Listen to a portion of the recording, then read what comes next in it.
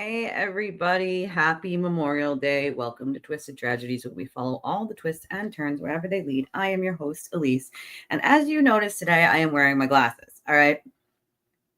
I had to take my contacts out. My eye was turning red. I felt like there was something in my eye. I flushed my eye. Nothing was helping while I was at my daughter's house yesterday. Of course, thankfully, it was on like the closer end to when we were going home. But nonetheless, it hurt.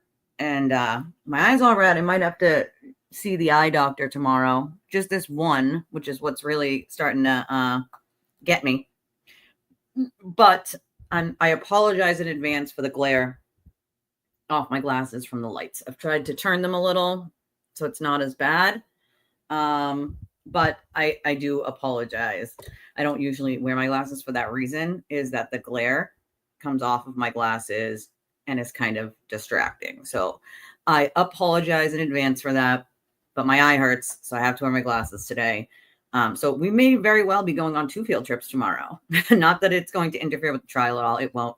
But we may be going on 2 field trips tomorrow. One to the eye doctor and one to the other doctor's office to pick up my medication, my prescription.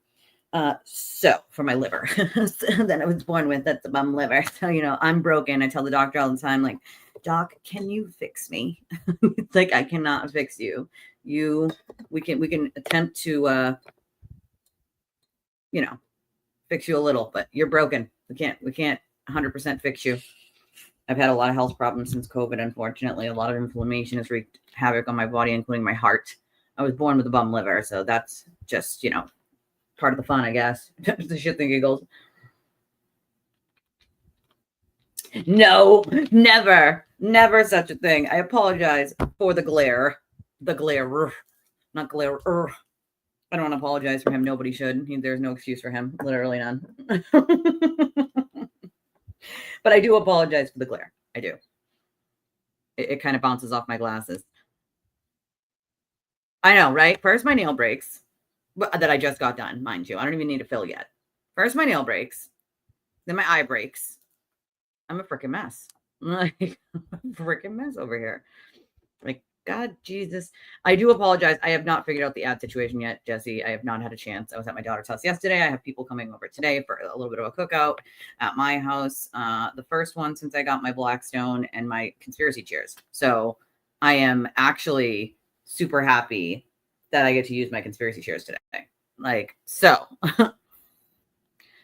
Well, I do think there probably aren't many people on today because it's Memorial Day. And with that, I would also like to just have everybody take just a second, moment of silence for the wonderful service members that gave their life for our freedoms and our right to sit here and say that we think Karen is guilty and correct all the bold misinformation that gets thrown around that then gets people harassed into oblivion.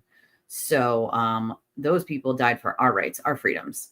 And this day is about them. Remember, it's not about living service members. That's what Veterans Day is for. It is about non-living service members that gave their lives for our freedoms.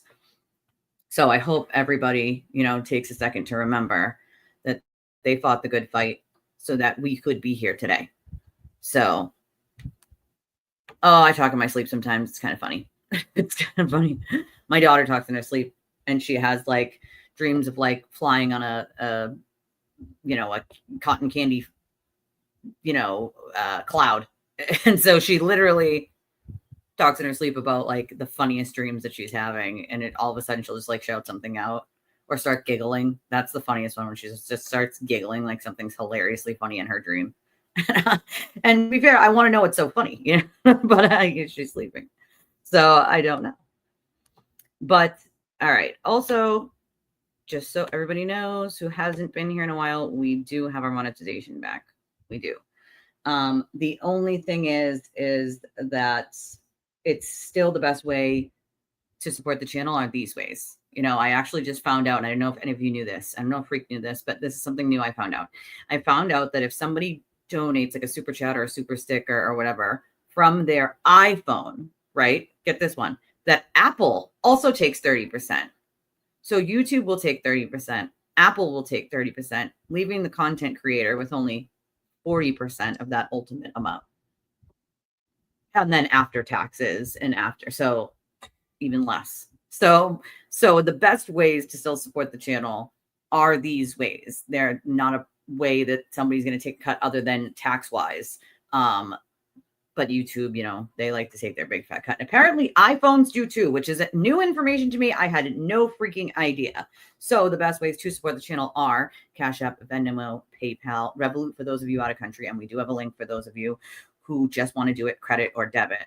Yeah, I didn't know that either, DJ. I had no freaking idea until yesterday.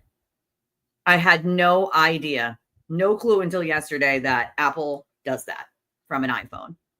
I was like, wait, what? Because I was looking at the numbers.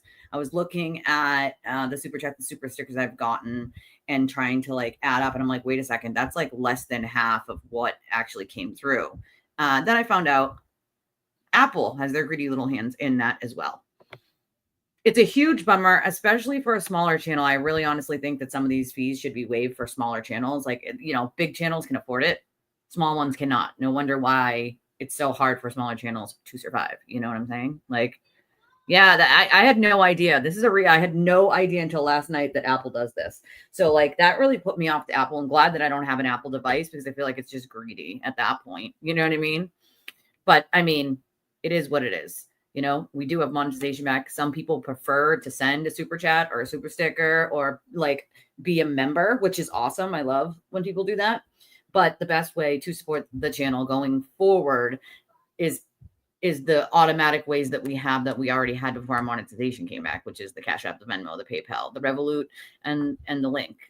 Because the most direct way to support the channel for the channel to be able to keep going, YouTube pays out one time a month. And you have to hit the threshold before they ever pay you out. So the channel is surviving, week by week. It has been because it's small. We're tiny. We're not some large 100,000, sub channel. Like we're, small. So it makes it harder for smaller channels, which we don't want. A lot of the people who are here spreading the good word and getting harassment before spreading the good word are smaller channels. We're not 100,000 channel subs, right? Like we're smaller channels and we take that hit for telling the truth. We know that that's what's going to happen. We know that it's going to be less money, less views, less this, less that. We do know this, like, right? I know. I have to get on that. I know. I have so many things I have to get on, but I am working on merch. I'm working on that. I'm working on it. It takes a minute, but I'm working on it. I promise you. So there'll be some stuff like that as well to try to have alternate ways to do this. Yeah, no, you heard that right. One time a month. YouTube pays out one time a month, just one, between the 21st and the 25th of the month. So anything that I earn from now until I think it's like the 20th or 19th is the cutoff, somewhere around there, does not get paid out until the 21st, between the 21st and the 25th of the month. So, hey, it is what it is. I don't even know how they can do that legally, probably because you're an independent contractor, I'm guessing, but whatever. Nothing I can do about it, unfortunately. You also have to hit their metrics of like $100, I think, is the least amount that you can have before they even start the payout for that month. So, I mean, there's a lot of like nonsense that goes along with it. And there's a lot of people that like to disparage smaller channels for being small. Like we have the Pitbull Altman that loves to just say fake shit 24/7. Like, oh, the StreamYard fee is only $25. No, Jen Altman, it's not. Try double that just for that fee. And since you don't stream, I guarantee you have no idea how much money it actually costs to stream. Now, do you? No, but she, loves to just spread misinformation and lies. I have never come across somebody who's a middle-aged woman that spent their entire life disparaging other women all day long, 24/7 on X. They've never met and don't even know. For a man named Stuart Turtle. I mean, how really mentally unhinged do you have to be? Yep, you have to hit the $100 payout minimum. Exactly. So some months you just don't even get anything at all. You'd have to wait 2 months. Like that's the kicker. Like, yeah, that's so funny to me that they think that they do, because Ashley knows my expenses. Most people who are close to me know my expenses when it comes to this. $35 a month. I wish it was only $35 a month. I wish. Like just the StreamYard alone is 48 some with and change just per month, just for the StreamYard. Like, well, it is nuts to me. Like, why would you spend all day long disparaging other people, like spreading hate and anger? Like, you have nothing better to do with your life but spread lies about people you don't like, and you don't only like them because the sewer turtle told you not to. I mean, that seems really insane to me. Seems to me that like you need to be doing something like therapy. Like, to be fair, I've had CPTSD a long time, and therapy helps. And I honestly think everybody involved in this entire case is going to need therapy when this thing is done. I mean, make no mistake, it's not going to be done anytime soon. There'll be civil suits, there'll be, and those will be. And I heard the Young Jerks was being sued for defamation. No idea by who, but I heard that this morning, and I was like, oh well, I knew it was coming for people. Most of them you probably won't see until this trial.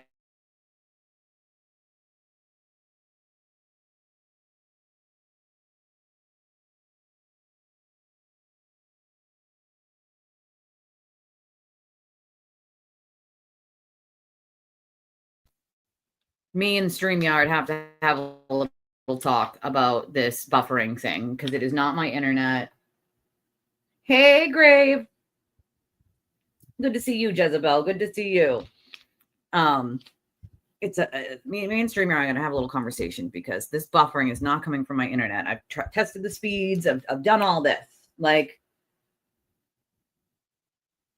yeah, definitely not a mix-up. We know that definitely was no mix-up for sure. Like, you know what I mean? Exactly. And I thank you. We were actually thanking you yesterday for the premium ash because it helps out a lot. Hold on one second.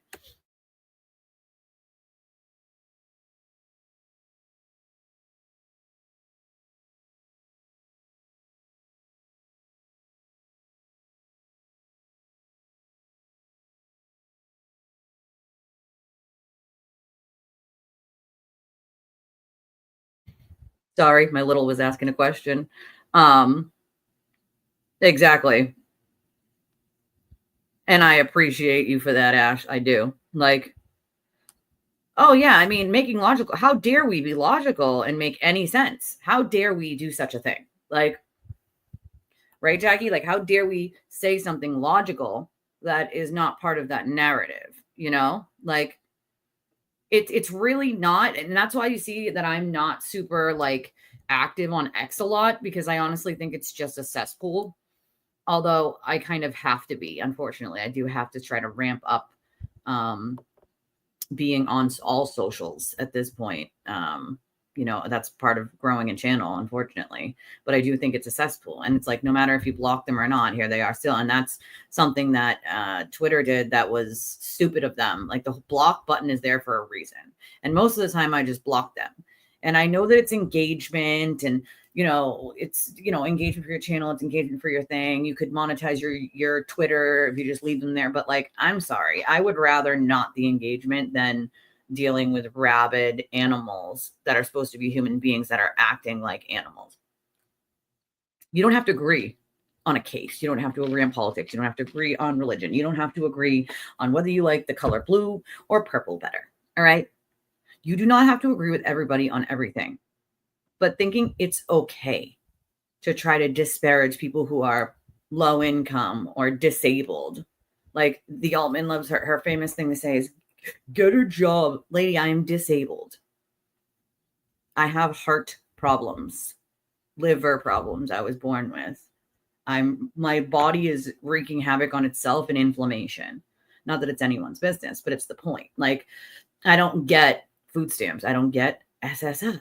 Like, I survive on my own because I worked my entire life since the age of 14. I lived on my own by the time I was 17.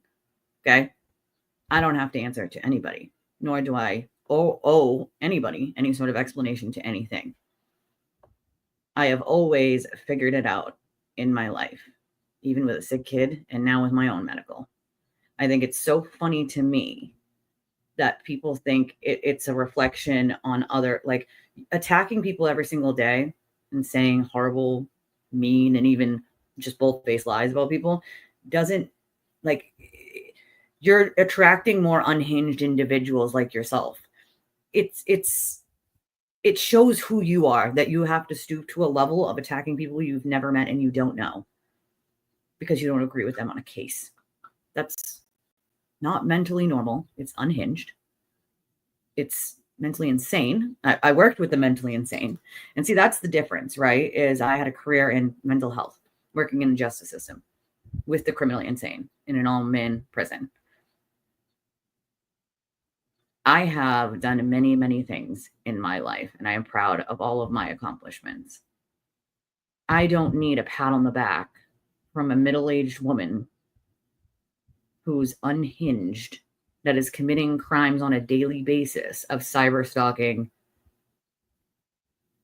Okay, cyber stalking is a federal crime, and criminal harassment. That's not normal behavior. Not normal. Like, oh yeah, they have no idea. They have no clue the expenses involved. Like, none at all. Like, well, that's the thing, is false information is dangerous and it hurts people. They don't care though. You know what I mean? They don't care how much false information they put out there. They just say shit and hope that other people pick it up and say, you're a bad person because this person said you did this, this, and this. Stop it. Stop it. Listen, I don't need a pat on the back from a bunch of lunatics. That's for damn sure. Okay. Whether they like me or not, I don't lose sleep at night over it. I don't care. I don't build my community to be hateful, mean people. And I have no problem losing the engagement to kick them right out. What does that tell you? Like, you know what I'm saying? Like, oh, they complain all the time about what I say on my live. And it's funny because my batting average speaks for itself, and my predictions speak for themselves. Theirs aren't looking so hot. So, you know, not only that, but they're extreme hypocrites, like you just said. Like, you guys support a man that has been charged with how many felonies at this point? That's his only job. Okay? It's his only job. YouTube is his only job. The Glaire's only job is YouTube. All right? So I love when they tell other people what they should or shouldn't do, but are complete and utter hypocrites. Sit the hell down. Take several seats, please. Also, if you spend all your time watching someone's live you don't like and watching every second of it, like, you need some serious mental health help. Like, some serious mental health help. That's not normal. I don't spend my time watching any of the people I don't prefer watching's lives. None. Zero. I get clips from people. That's about it. That's the amount that I watch. Are the clips that I am sent. That's it. Because why the hell would I spend my time doing that? All set. Thanks anyway. Like, and I'm certainly not going to do it to then go on Twitter and write posts about it. That's just strange. Like, I don't understand.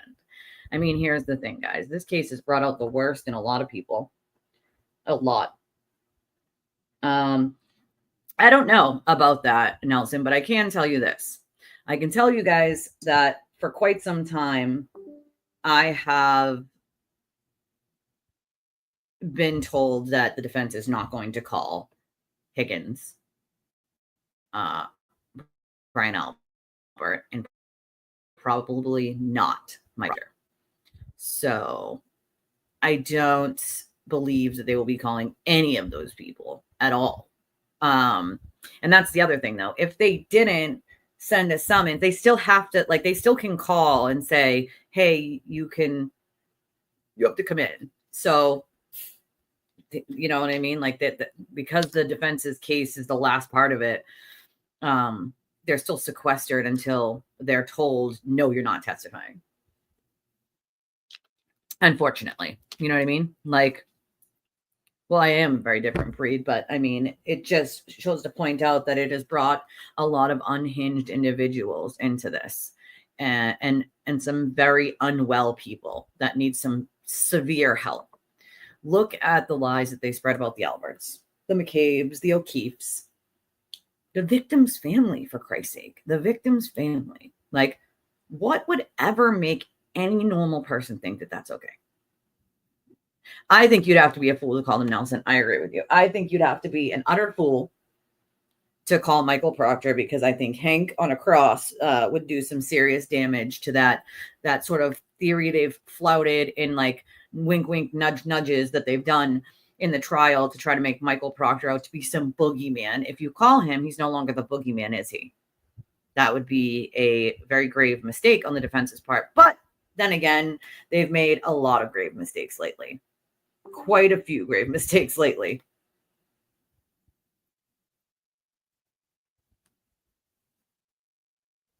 Well, he doesn't want to. He wants everybody else to do it. You know what I mean? Like, I mean, he failed at that because he's an angry, mean troll, you know? Like, you know, I don't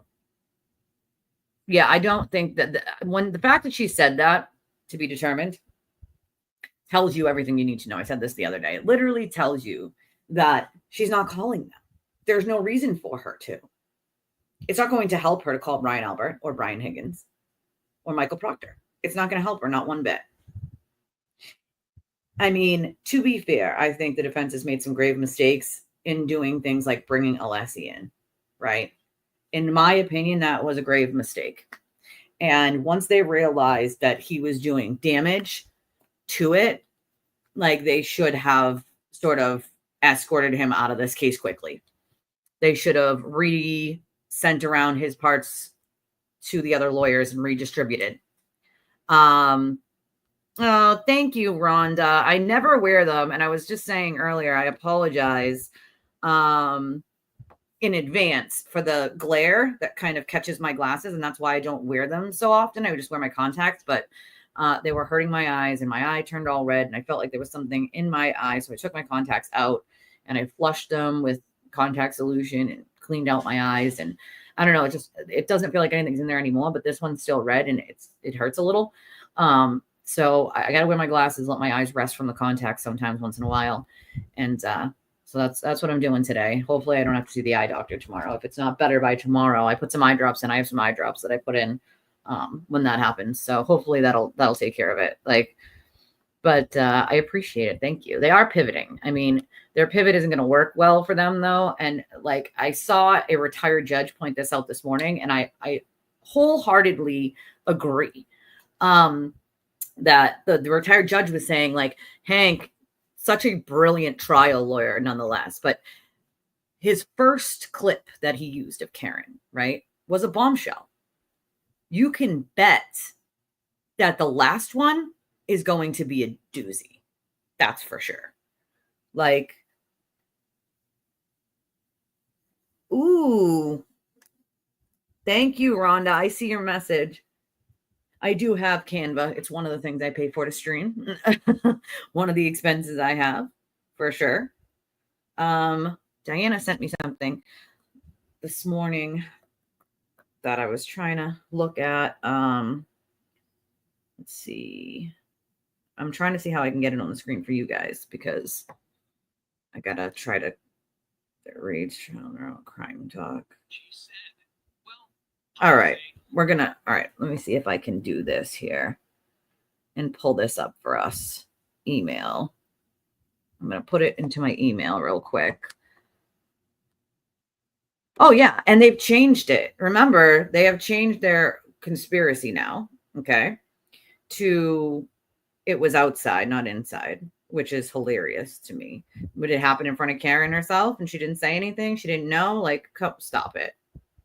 Like, that's just utterly absurd and ridiculous, as we know. Oh, no, not. Oh, my good Lord. I'm trying to send myself something, and like my phone likes to like close out. Now it's freezing. I love it. It's amazing. It's because I don't have hundreds of dollars to pay for a brand new phone. And when this one works and it just decides that it's going to do that, I don't want to. All right. Oh, yeah, absolutely. They were accepting defeat, but they also were talking about seconds, right? You want to argue seconds, right? You want to argue seconds. What do 20 seconds matter? Do 20 seconds make her innocent? to 20 seconds. She's still on the scene. So what does 20 seconds do for the defense? Nothing. Nothing. I am also enjoying this, DJ. He just completely gives them nothing to go with because he puts the facts out and lays them out so that it's an easy way for the jury to understand that there is a timeline that leaves no room for interpretation or conspiracies or planting of evidence. It just doesn't. Okay. You have to go back to Jackson's opening statement, which he said there's no collision, but defense has been talking about this said collision for I don't even know how long now. So there's no collision, but we're talking about a collision. Make it make sense. Everything Jackson said, an eyewitness saw him go in the house. Who? Karen? You gonna put her on the stand? Because we know he didn't go in the house. So everything he said in that opening statement has been debunked thus far. You know what I'm saying? And yeah, I mean, it was a mistake to have like Yuri, for instance. If the defense really wanted to pack a punch, they would have called Higgins and had Higgins read those texts. I think they were afraid that he would get sympathy. Well, he got sympathy with someone else reading them because it made it seem like he was really suspicious of what Karen wanted. He was not the one that reached out to her. She reached out to him, and it did not help their case at all. They hammered in points that are not going to help them, like the I hit him. Jackson spent so much time emotionally charged crossing the witnesses for the witness to be like, well, she said she hit him. Like, all you did was reaffirm that she said it. And then Hank brilliantly plays a clip where Karen admits to saying it. Like, you know what I mean? Oh, yeah, that was what Karen said, right? 2 people, too stupid to get out of 12 people, too stupid to get out of jury duty. She doesn't want her life in the hands of them. Well, too bad. And it's not that they're too stupid to get out of jury duty, is that they wanted to do their jury duty, you know? I would have a bias in certain things I would not be able to be a juror for. And you have to tell the court that so that you're not creating a bias. Like, for instance, domestic violence or things that have to do with children. I could not, in good faith, not have a bias in that. Sorry, not sorry. There are personal things that have happened to me in life that I could not have a bias about. A DUI, though, I'm pretty sure I could be just fine doing a DUI case, whether it involved someone dying or not. Let's see. I'm going to play this. Hold on. I got to get it up first. That's what she said. I don't think Mr. Reed's going to be called. And as we know he's willing to lie for his daughter. So I don't think there's a point in calling Mr. Reed because he'll just lie. You know what I mean? Like, I like the streamlined presentation of only the evidence as well. And I think it's a smart decision because you don't want to spend all your time debunking their nonsense. Let their nonsense debunk itself with the facts. And that's exactly what Hank Brennan is doing. It's exactly what he's doing. He's allowing their presentation and the evidence to debunk their ridiculous conspiracy theory. And I think it's brilliant. I think it's absolutely freaking brilliant. Like, I don't think anybody besides FKR is going to say that Hank isn't a absolutely brilliant attorney. Most people who know anything about the law are going to say he's doing this. He's doing an amazing job. Bottom line, he's doing a freaking fantastic job. All right, hold on. This is Crime Talk. It's about Karen, and I think I haven't seen it myself. So this will be the first time I am watching this with you guys. Let's see here.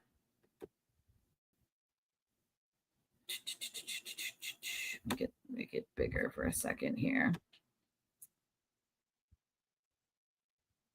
It's randomized, Rhonda. It's randomized. It's not ignorance. It's a good question. You know, every state does it differently. In this case, it's random. So they pick by numbers or where you're sitting. It's all random. You know what I mean? They pick randomly. They just pick 12 and call it a day. And then they pick a foreman. And really the judge in the state of Massachusetts has the right to pick anybody she wants as a foreman. You can randomize it. You can pick who you want. Like, it doesn't really matter. They cried the last time because the foreman that she chose by number, by the way, they chose by number. They had like a wheel with number to pull the number out, and that's who was the foreman. But they said, oh, she didn't show the number to everybody, so she just picked who she wanted. And she's within every right to pick who she wants if that's what happened, but that's not what happened. It was random. Like,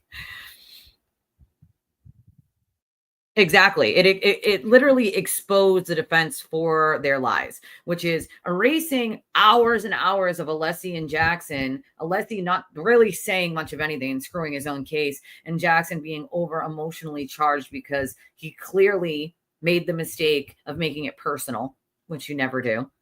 I believe he has a personal relationship with Karen Reed that is far beyond just friends. That's my opinion. I mean, I think it's a lot of people's opinion at this point. He's too emotionally charged in this case for it to not be true. Like something happened with them. Something. I don't know what, but something where they went from attorney client to pretty snuggly and cozy, you know.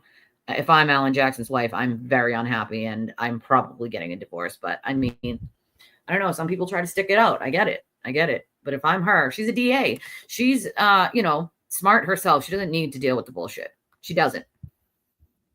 But exactly. Hours of ridiculous cross were taken away by just a 30-second clip of Karen in her own words. Like, and I can't wait for those, Nelson, because I know they're coming and I know who they're coming for. And I will be here with my popcorn, just waiting to see how many of these idiots ask for help with their legal defense funds to stop the defamation cases that they're going to have to fight going forward. Because make no mistake about it, they disparage anybody for asking for donations on their channel like I do. I'm not a $10,000 or 10,000 subscriber channel. I'm a small channel. I'm still, working, still growing. So that's the way the channel survives. I'm not rich and I can't cover the cost myself. If I could, I would, but I can't. Right. And so, but they're the first ones to get out there and be like, give me $80,000 or $100,000 for a defamation suit that I have to fight because I defamed someone. And people just throw it at them. Here you go, here you go, here you go, here you go. You defamed a bunch of people and we'll give you the money to fight it. Like, what? Like, like what? But I can't wait. I honestly can't wait for those depositions. I cannot wait. I can't wait to get copies of those depositions.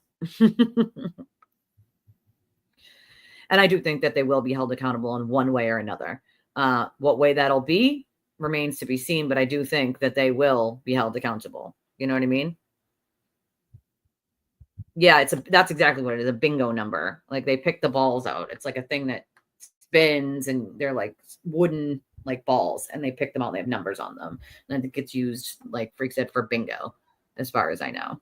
Like, so that's how they do it. Don't be nervous. Although I always assume that they do look at it, right? Happy Memorial Day, Kim. Happy Memorial Day, everybody who's people who are just popping in now. Happy Memorial Day. But I assume always that the jurors do look on social media and they do see things. You can't assume that they don't, right? We're in a social media world that, in my opinion, it is ridiculous to think that none of them are looking at social media. This is why, like I said, I think that the jurors should have been sequestered in trial 1 and in trial 2. I understand that Massachusetts does not usually like sequestering juries because they don't like violating your rights.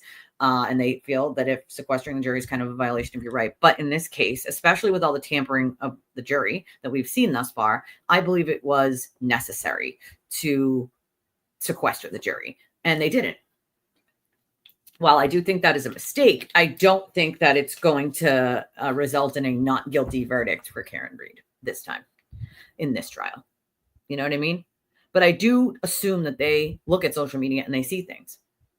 But I also know that if they get caught in the jury deliberation room talking about something that wasn't said in the trial to why they're voting guilty or not guilty, whatever,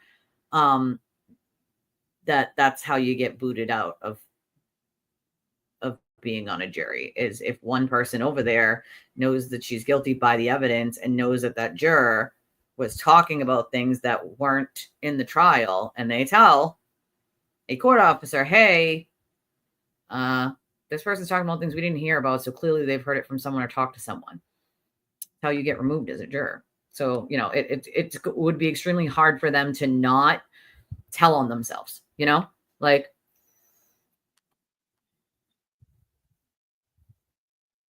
it'll be interesting to see how many of them get booted and at what point, and by this time in the last trial, there were quite a few of them that were excused, like,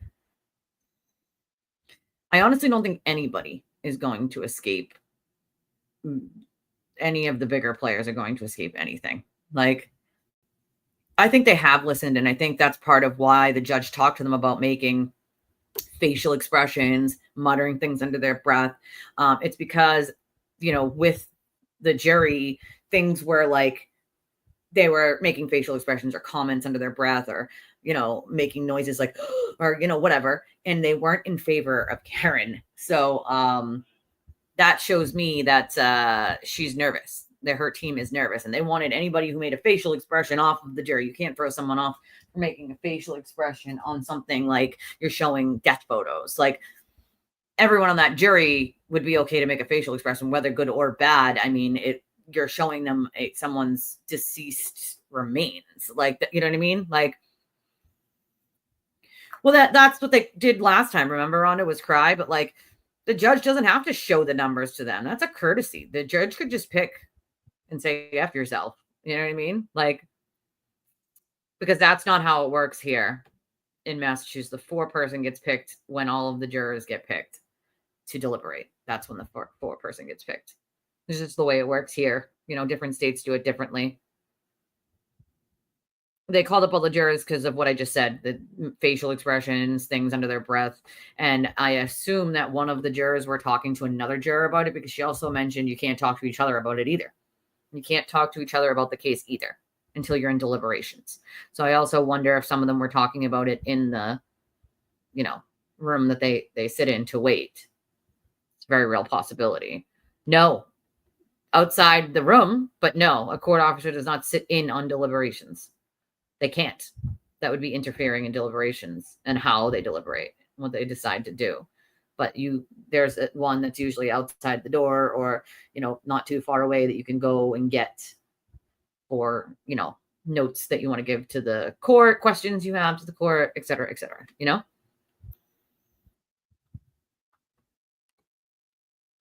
BTL to stare down with Paul. Oh, I don't know. It might be. It's a possibility. But I do know that they're moved into the back. So, I mean, whatever. They call him BLT. Well, yeah, that's another thing. You'll know right away if there was one on the jury, because they're attention seekers. They're going to want to talk to the media right away. You know what I mean? Like, they do. So they wait. They don't even, right now, none of the jury knows who's going to be an alternate and who's not. All 18 people on that jury right this very minute have no idea who's going to be an alternate and who's not going to be an alternate. They don't know until the day that they get chosen to deliberate. 12 people will be picked as the deliberators, 6 will be the alternates, and 1 will be chosen as the four-person. Right now, it's just 18 people. So they don't get picked until the end of trial, like after the state and the defense rests. When they both rest, then they get picked. LTL, that's what they call him, BLT. Who actually put that in motion? Wasn't it Sean? I think, wasn't it Sean that called him that the first time? Like, right. It's that's the way it works here in Massachusetts. She's not inventing it on her own. Like, that's just how it works. Like, but this clip, or this thing here, is about, oh no, it was because his name's LTL, so they called him BLT to disparage the letters, I guess. I don't know, but I think it was Sean that called him BLT, as a matter of fact. Is a shitty way of trashing people. Yeah, I had no idea that was even a thing.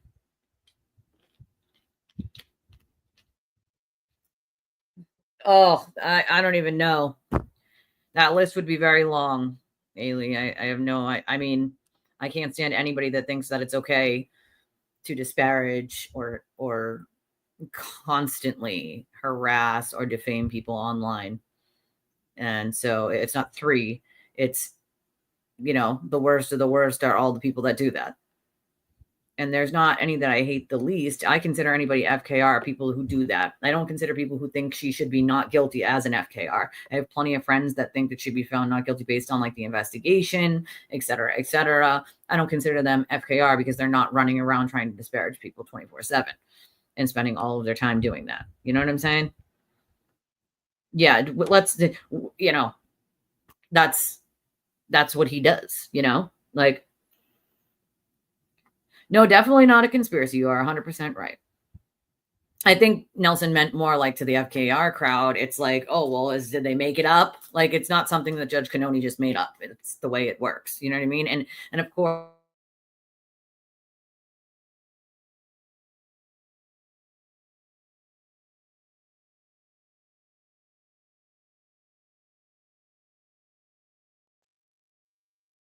yeah, I need to definitely send an email to StreamYard about like these interruptions, these buffering that shouldn't happen.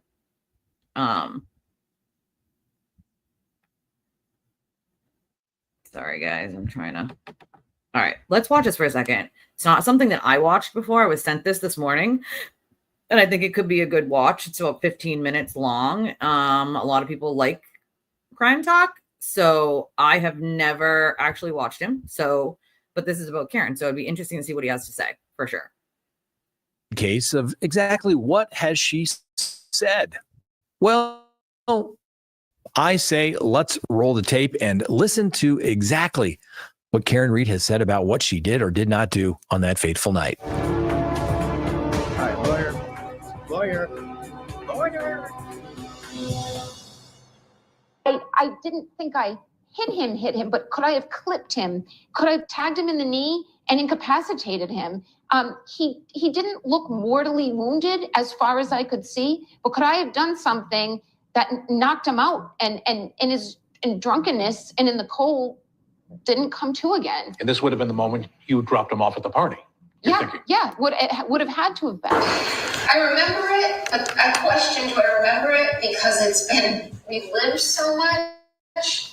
I mean, when I see the video of me driving from the waterfall, like what I just described, tapping the brakes when I crossed the intersection, Washington over Sherman Street, do I actually remember that I kind of slowly proceeded through that green light? No, I don't actually remember that. But I've seen the video so many times that you then question, did I remember on my own?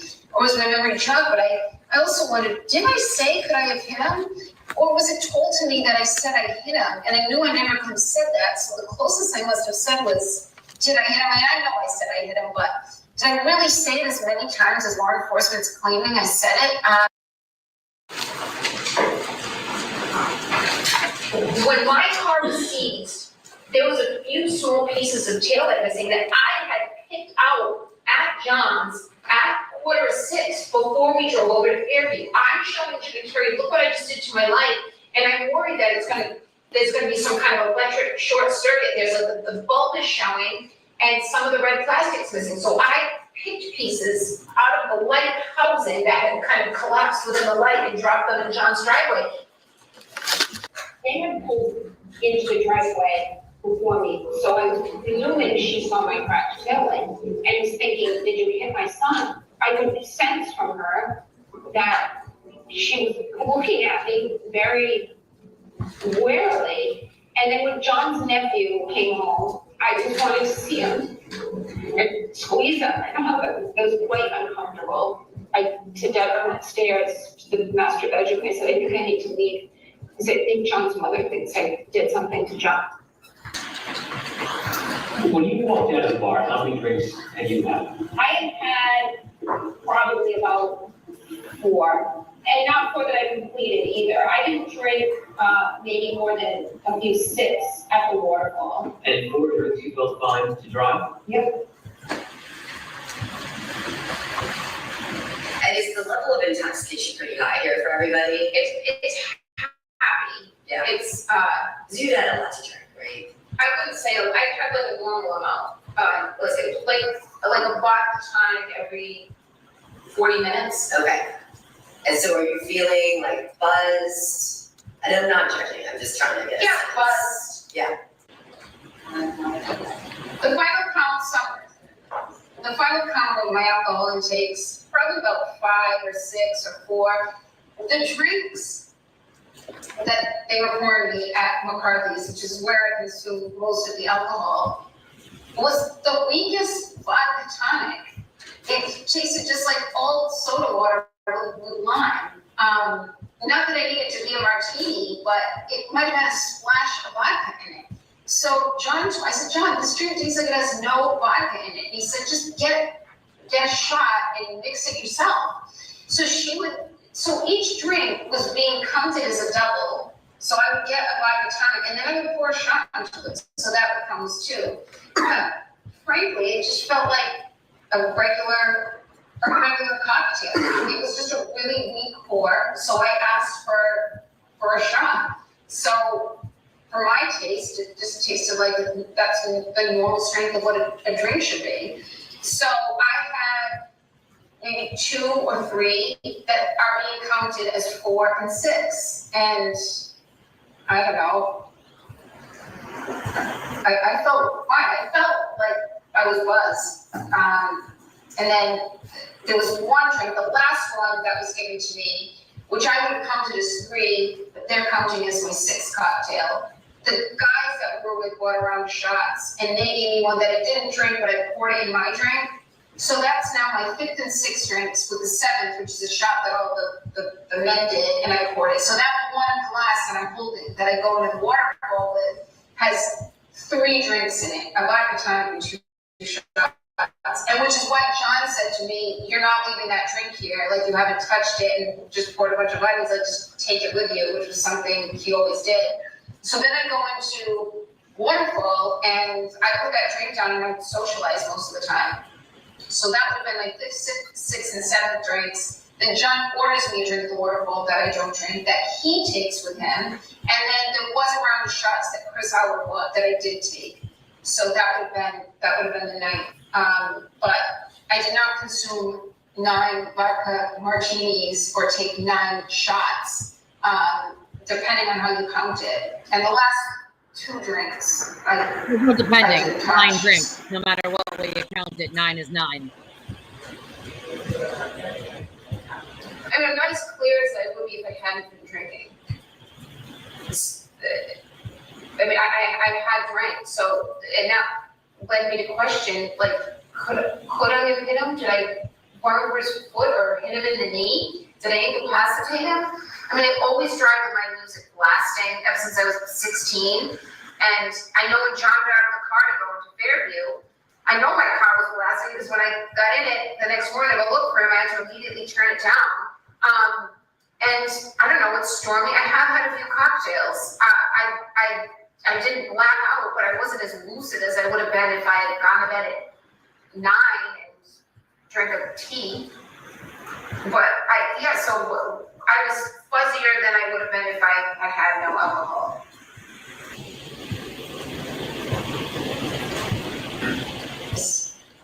How did you feel after that many drinks? When you got in the car, did you feel like you could drive, and did you feel how I wouldn't have gotten on the expressway. I wouldn't have gotten on the expressway at 12:15 on January 29th. I mean, it was quiet. The roads were very quiet. You can see it on the videos. And I was going, when I've had a few drinks and I drive, I always drive extra slow. So I know my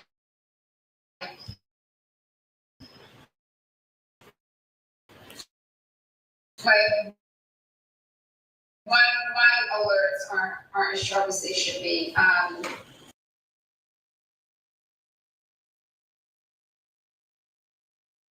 I was buffering, so I stopped it for a second so that nobody missed anything. I'll move it back a few seconds just because I saw it buffering. All right, here we go. We've got plenty of video of myself driving all over the place. I put my car in John's garage, which is incredibly narrow, and I had a very oversized SUV. You see me there's a video of me driving through the intersection when we leave Waterfall to go to Brian Albert's, and I was always taught by my father, even when you have a green light, you always should tap the brake. You don't know who's going to run red.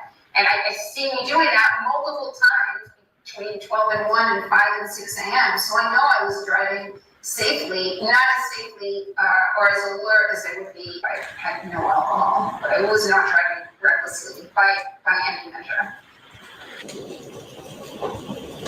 There was a woman who was a mother to kids that were close to John's kids, who lived very close to the Alberts. In fact, when Jen was navigating John to the Alberts when I was driving, she said it's near Ashley's house. Ashley and John were hooked up prior to John and I dating.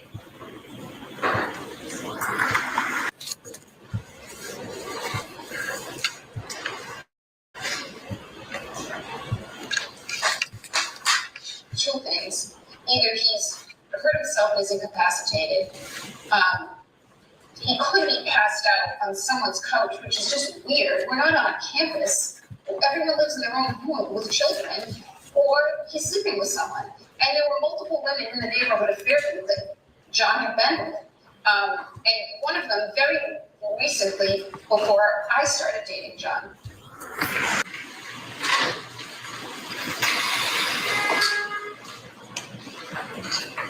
Absolutely love Jen McCabe. Jen McCabe, it's me or her. Either I'm going down, Jen, or you are.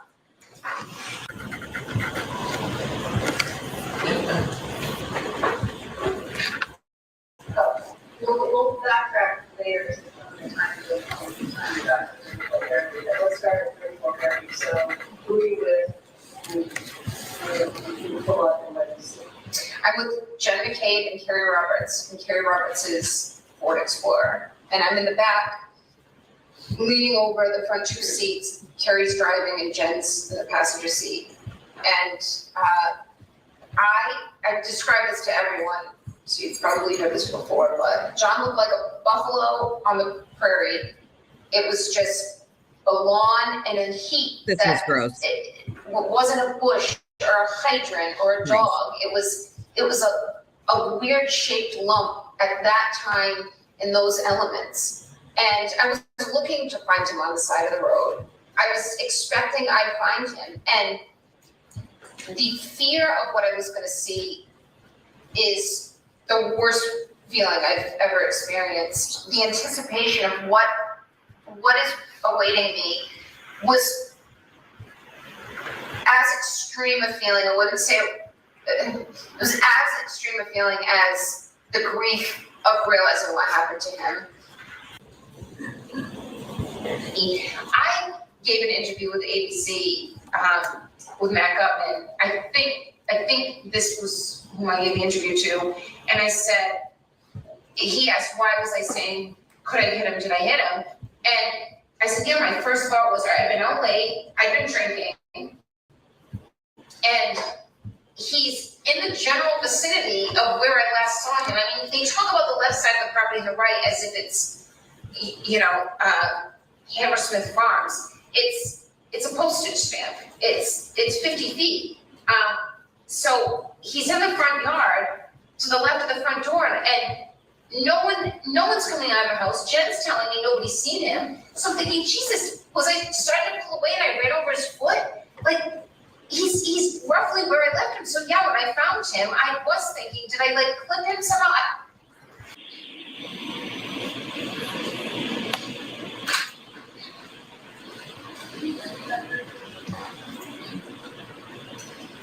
I don't think, I don't see how John would have known about my text with Brian.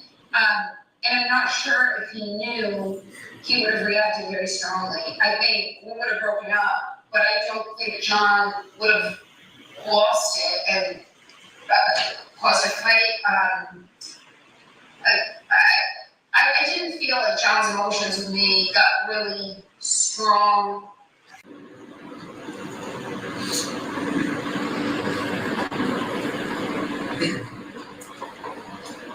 So John's laying there, his left and his right, and I approached John from the left.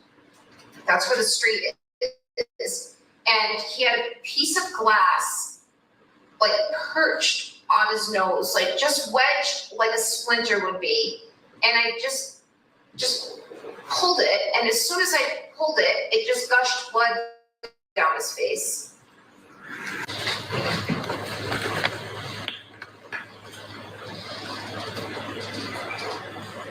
So we approach from the north, we actually missed the turn, and John says to me, it's Fairview, we just passed it, it's back there, it's on my left. I said, all right, so I pull nose into a driveway and back out onto the street, which I now own as Cedar Crest, and then come from the north onto Fairview.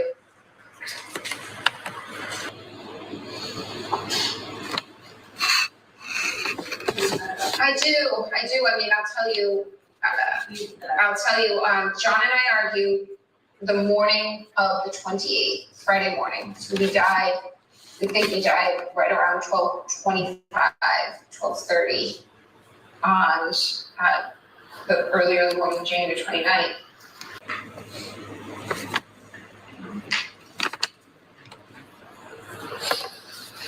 At 12:41, I leave a voicemail to John. You can clearly, and this will probably be played on Monday, you can clearly hear me pull into John's garage. You can hear my car sensors beeping as I come close to the sides of the garage. And then you hear the car go off, and then you hear the slight ding, ding, ding as I open the door, shut the door. I had high heels on that night. You hear me walk in, go into the stairs up into the kitchen, shut the door. You hear me walk in the kitchen. It's like a full minute long. That's at 12:41.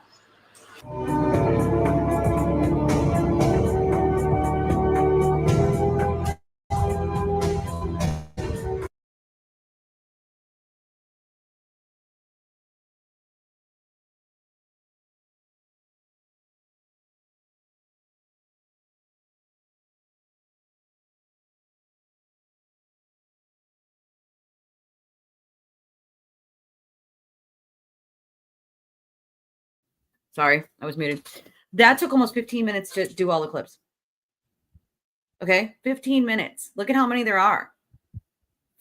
14 minutes and some seconds on how long it took to go through every single one of those clips. And how many are left? How many is Hank going to play that's left? I'm guessing quite a few. You know what I mean? Like that. I forgot about the one where she says, like, I don't think John would have caused a fight, and I don't think he knew about the text with Higgins, because prior to that clip, right, we had her defense team arguing that, you know, basically Brian Higgins got in a fight with John and Brian Albert helped him, and it must have been over these texts, right? Like that would be that's what they're trying to throw out there as like a motive, which is so ridiculous. She's the one who reached out to him, not vice versa. But imagine doing all that work of hours, right? And hours of that. But then within a 30-second clip of your client saying, I don't think he would have started a fight. There's no reason for him to. We probably would have broke up, but I don't think he would have went off. Like, what in the actual hell? Graves said there's supposed to be 42 in all. And we probably went through like more than half of that, I think.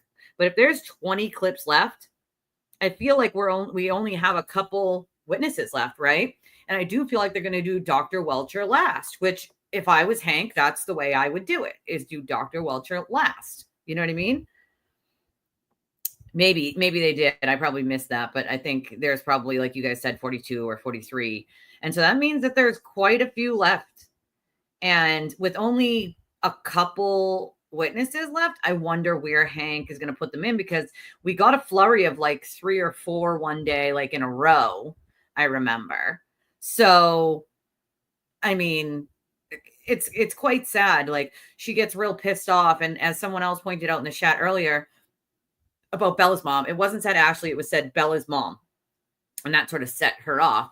And she says recently, as if they dated recently. They did not date recently. As someone in chat pointed out, it was like 2 years before him and Karen like ever dated. You know, like ridiculous to think like that it was anytime recently. Like, for me, no, I don't think he'll play any during closings. I do not think that he will play any during closings. I think he will have a strong closing. Maybe he'll have, I mean, maybe one. I wouldn't think that he would go past like maybe one or two if he did play any at all. I think visuals are really what's most important to show the jury a timeline. And I am hoping that he has like a chalk, which is those big whiteboards with, you know, photos or charts or whatever on them. I'm hoping he has a chalk that shows the timeline of this is what time, you know, the car backs up. This is what time John's phone stops moving forever. This is when the phone battery goes down and down and down the entire time. And this is what time he is found. And the phone battery starts going back up in temperature and the phone starts moving. But that entire time from the time she backed up and the seconds after that his phone stopped moving and was found in the same spot that he was found in at 6 a.m, nothing moves in that period, which shows you also, I don't know why this hasn't been pointed out more. I feel like Hank's got to find a way to do it, but to point, I mean, he has, but I feel like it's got to be, you know, kind of shown a little bit more that underneath John was not snow. Underneath John was the ground, which means he had been there since the snow had either just started sticking or not sticking yet. And as we know, when Karen pulled up out front of 34 Fairview is exactly when it started to stick to the ground. So it proves that he had been there since that time and not at 2 or 3 or 4 or 5 or any other ridiculous time that they want to throw out there, as the cult does, obviously, that there would have been snow underneath him, not the ground, you know? And I love when they make it sound like he's, you know, right in front of the front door outside. How did anybody miss him? He was not. He was if you're standing in front of the property and you're looking at the house, all right, if you're looking at the house, it would be the far left. If the house is behind you, it would be obviously the far right. But he was over, if you're looking at the house, to the far left of the property, along the like line of where 32 and 34 Fairview were, right? Now we know that most of the emergency vehicles were where 32 was, right? Because they were parked sort of behind where the ambulance was, behind where Kerry Roberts' car was. So most, not all, but most of them were behind that. So closer to 32 Fairview, not 34.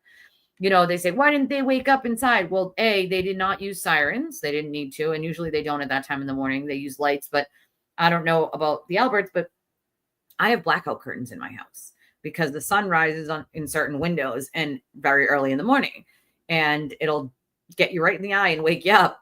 And so I have blackout curtains that I draw my curtains at night when I'm ready to go to bed so that the light doesn't come in and wake me up in the morning. I don't get a ton of sleep as it is. I have very broken sleep. So I like to have the blackout curtains. That way the light isn't waking me up. Now, if I have blackout curtains on and sirens aren't being used, I'm not seeing the lights, right?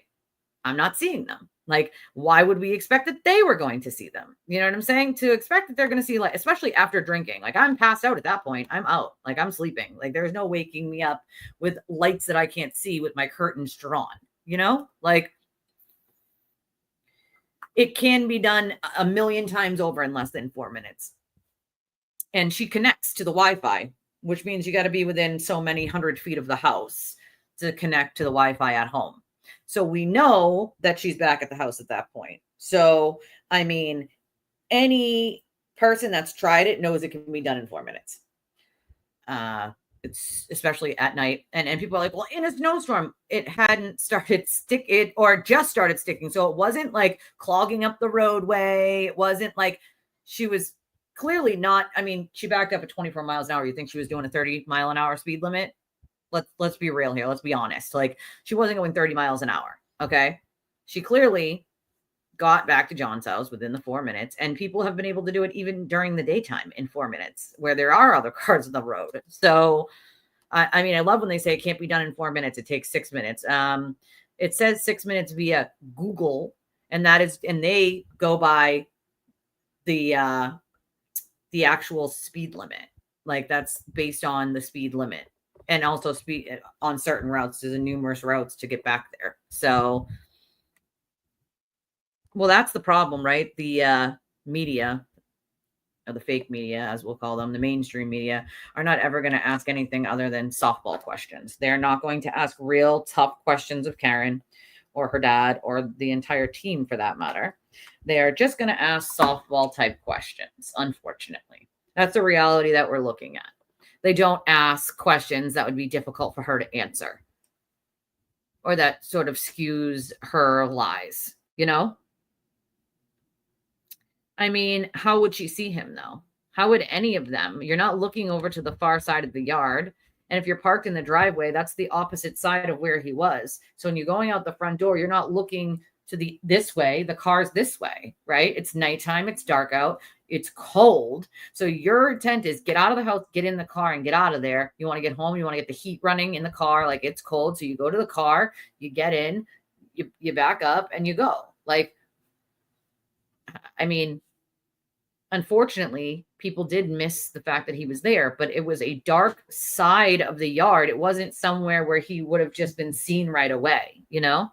Like, hi, Erin. Yeah, they do. They're very good. I love blackout curtains. I've always owned them since they became like a thing. You know what I mean? Like, and unfortunately, it's kind of why people like us exist, so that we can sort of report on the things that mainstream media refuses to, or the important stories that they refuse to cover. I don't know how many times somebody has come to me with something and said, I've been to every media channel. Nobody wants to cover it. It's utterly disgusting. They don't want to cover anything unless they think it's going to bring in ratings. And, conspiracies bring in ratings, folks, unfortunately. Ted Daniels, I have lost all respect for.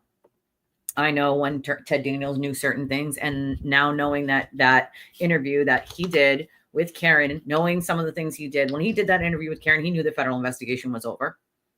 He knew because I knew, and I know how he knew. It's the same way I knew. He didn't know that I knew, but I knew that he knew. And so when he did that interview, he could have asked about numerous other things, knowing that federal investigation was over, and chose not to. So I have lost any and all respect for Ted Daniels. Like, I never really had any for Vinny, and Sue O'Connell's just a bold-faced liar. I experienced that firsthand with her. So I wouldn't call those people journalists at all. Like, you know what I mean? Not even a little bit. That's another thing. If you have like migraines or eye issues, people use blackout curtains, Yeah, the winds were howling, and Karen was also someone who said just as much. She said the winds were howling, right? Like they were loud. Like that's another thing, If you're looking at anyone, you can find weird or suspicious. Exactly. If that's what you're looking for, you're always going to find it. It's really that simple. If you're looking for something suspicious, you can find something suspicious in pretty much anything. And that's really what's happened here is people have wanted to make every mundane thing super suspicious. And it's not. Like, oh, thank you, Rhonda. Get some rest, my friend. Get some rest. That's for sure. I always forget the time zone differences with some of you who are in different places. Well, that's another thing. Who's looking for a body on the lawn? No one, right? No one's looking for that. Like, no one at all. I disagree. I don't think there's any reasonable doubt at all. And I think that half of the problem is people like to sort of mistake any doubt for reasonable doubt. Having any doubt is not reasonable doubt because, you can make doubt out of anything. Literally anything. Well, the color of their car was black and the light should have reflected off of it and they should have seen him. So that's doubt. That's not the way reasonable doubt works. You know what I mean? It's just not. Like, yeah, that does prove how stupid that people are too. Some people are saying like, oh, he's carrying Chloe in that video, which is the most ridiculous thing I've literally ever heard. Chloe is alive and well running around in Vermont. Like, come on, man. Like,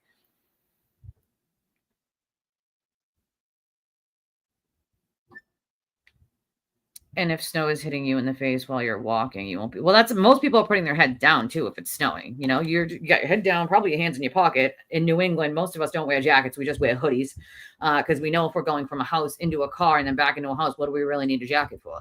So usually it's hoodies. We wear a lot of hoodies instead of jackets. So, all right, I pop my my hands in my hoodie, put my hood on, put my head down, get in the car. And then I'm like that in that position until the car warms up, sort of. It's cold, like that's just, maybe it's a New England thing, but that's the way it's been my entire life. Like I mean, if it was a summer night and maybe everybody was outside, I feel like maybe somebody would have seen him, but it wasn't, you know? It wasn't. Yeah, well, that's another thing, Maestro. Nice to see you, by the way, that anything she did was not reasonable. Let's get real. Like, it was definitely a huge softball interview for sure. Like, for sure. We love Matt. He's also hilarious. He brings that sort of like comedic effect to it all, you know, that is needed. The Higgins video moving cars shows what the weather looked like when everyone was leaving the house. You want to know what I think is funny about that is that the cult started screaming like, no, we don't actually see him move any cars. Like, they didn't show that part for like, it's there. It's in the video. And they didn't show all those parts. Like, would they want to show you a 3-hour video? You know what I mean? Like, come on, man. Right? Magically suspicious. Instead of magically malicious, it's magically suspicious. Like, it's a good joke. It's a good joke. It's a good joke. Oh, you know, I've heard about this study. I have not had a chance to actually look at it, but I have heard about it.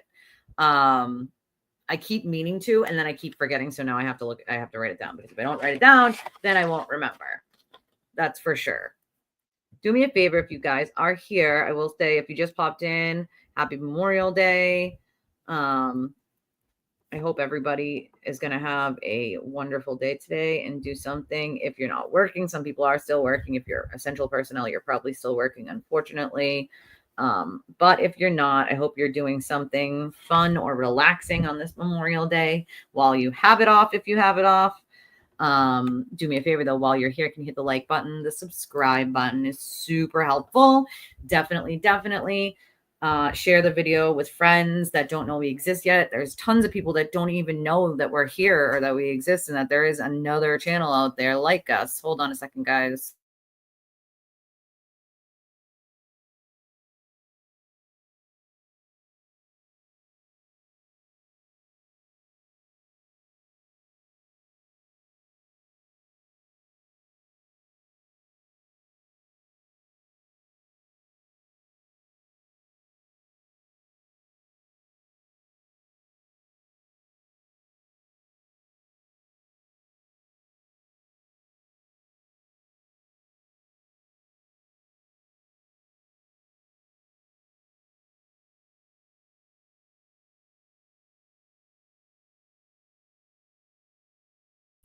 Sorry, guys. Have a good day, freak, my friend. I got this. I got this. Everybody have a good day.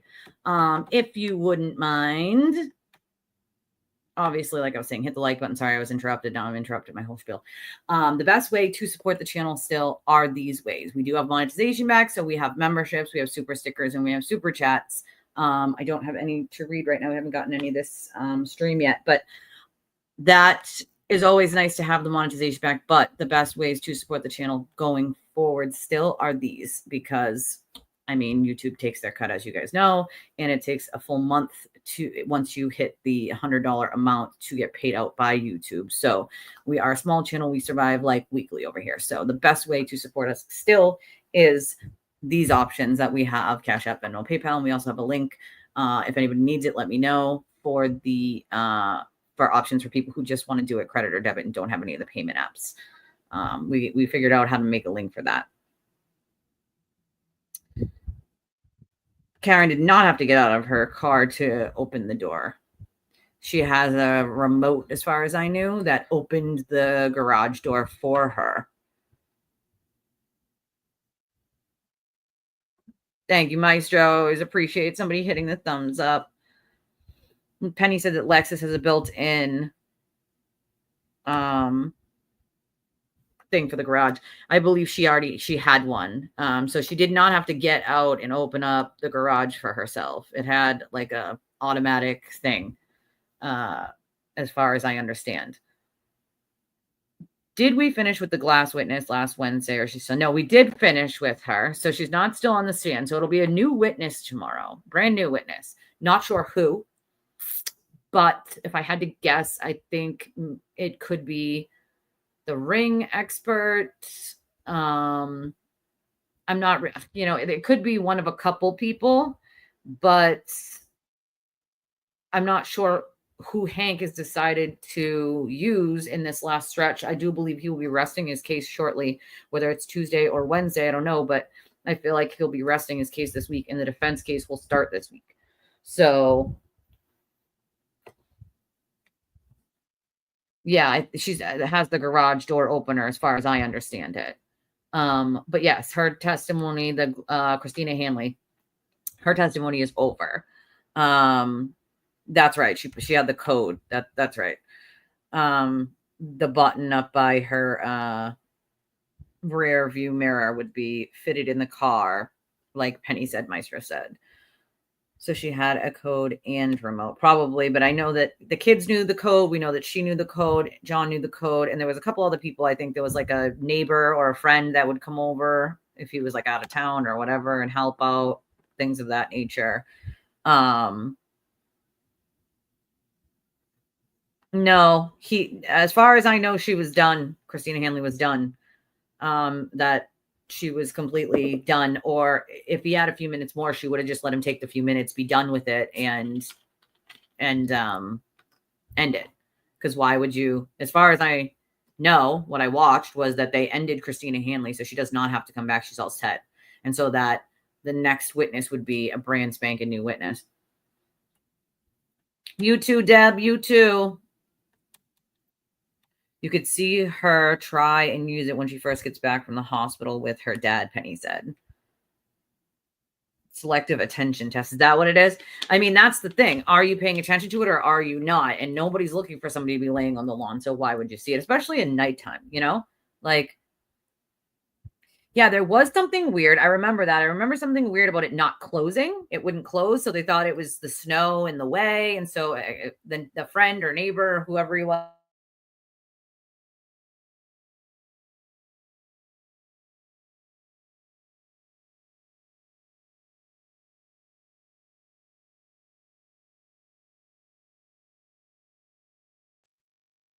sorry, guys.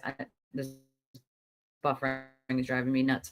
So they kind of moved the snow. They shoveled the snow out of the way and couldn't figure out why the garage wouldn't close.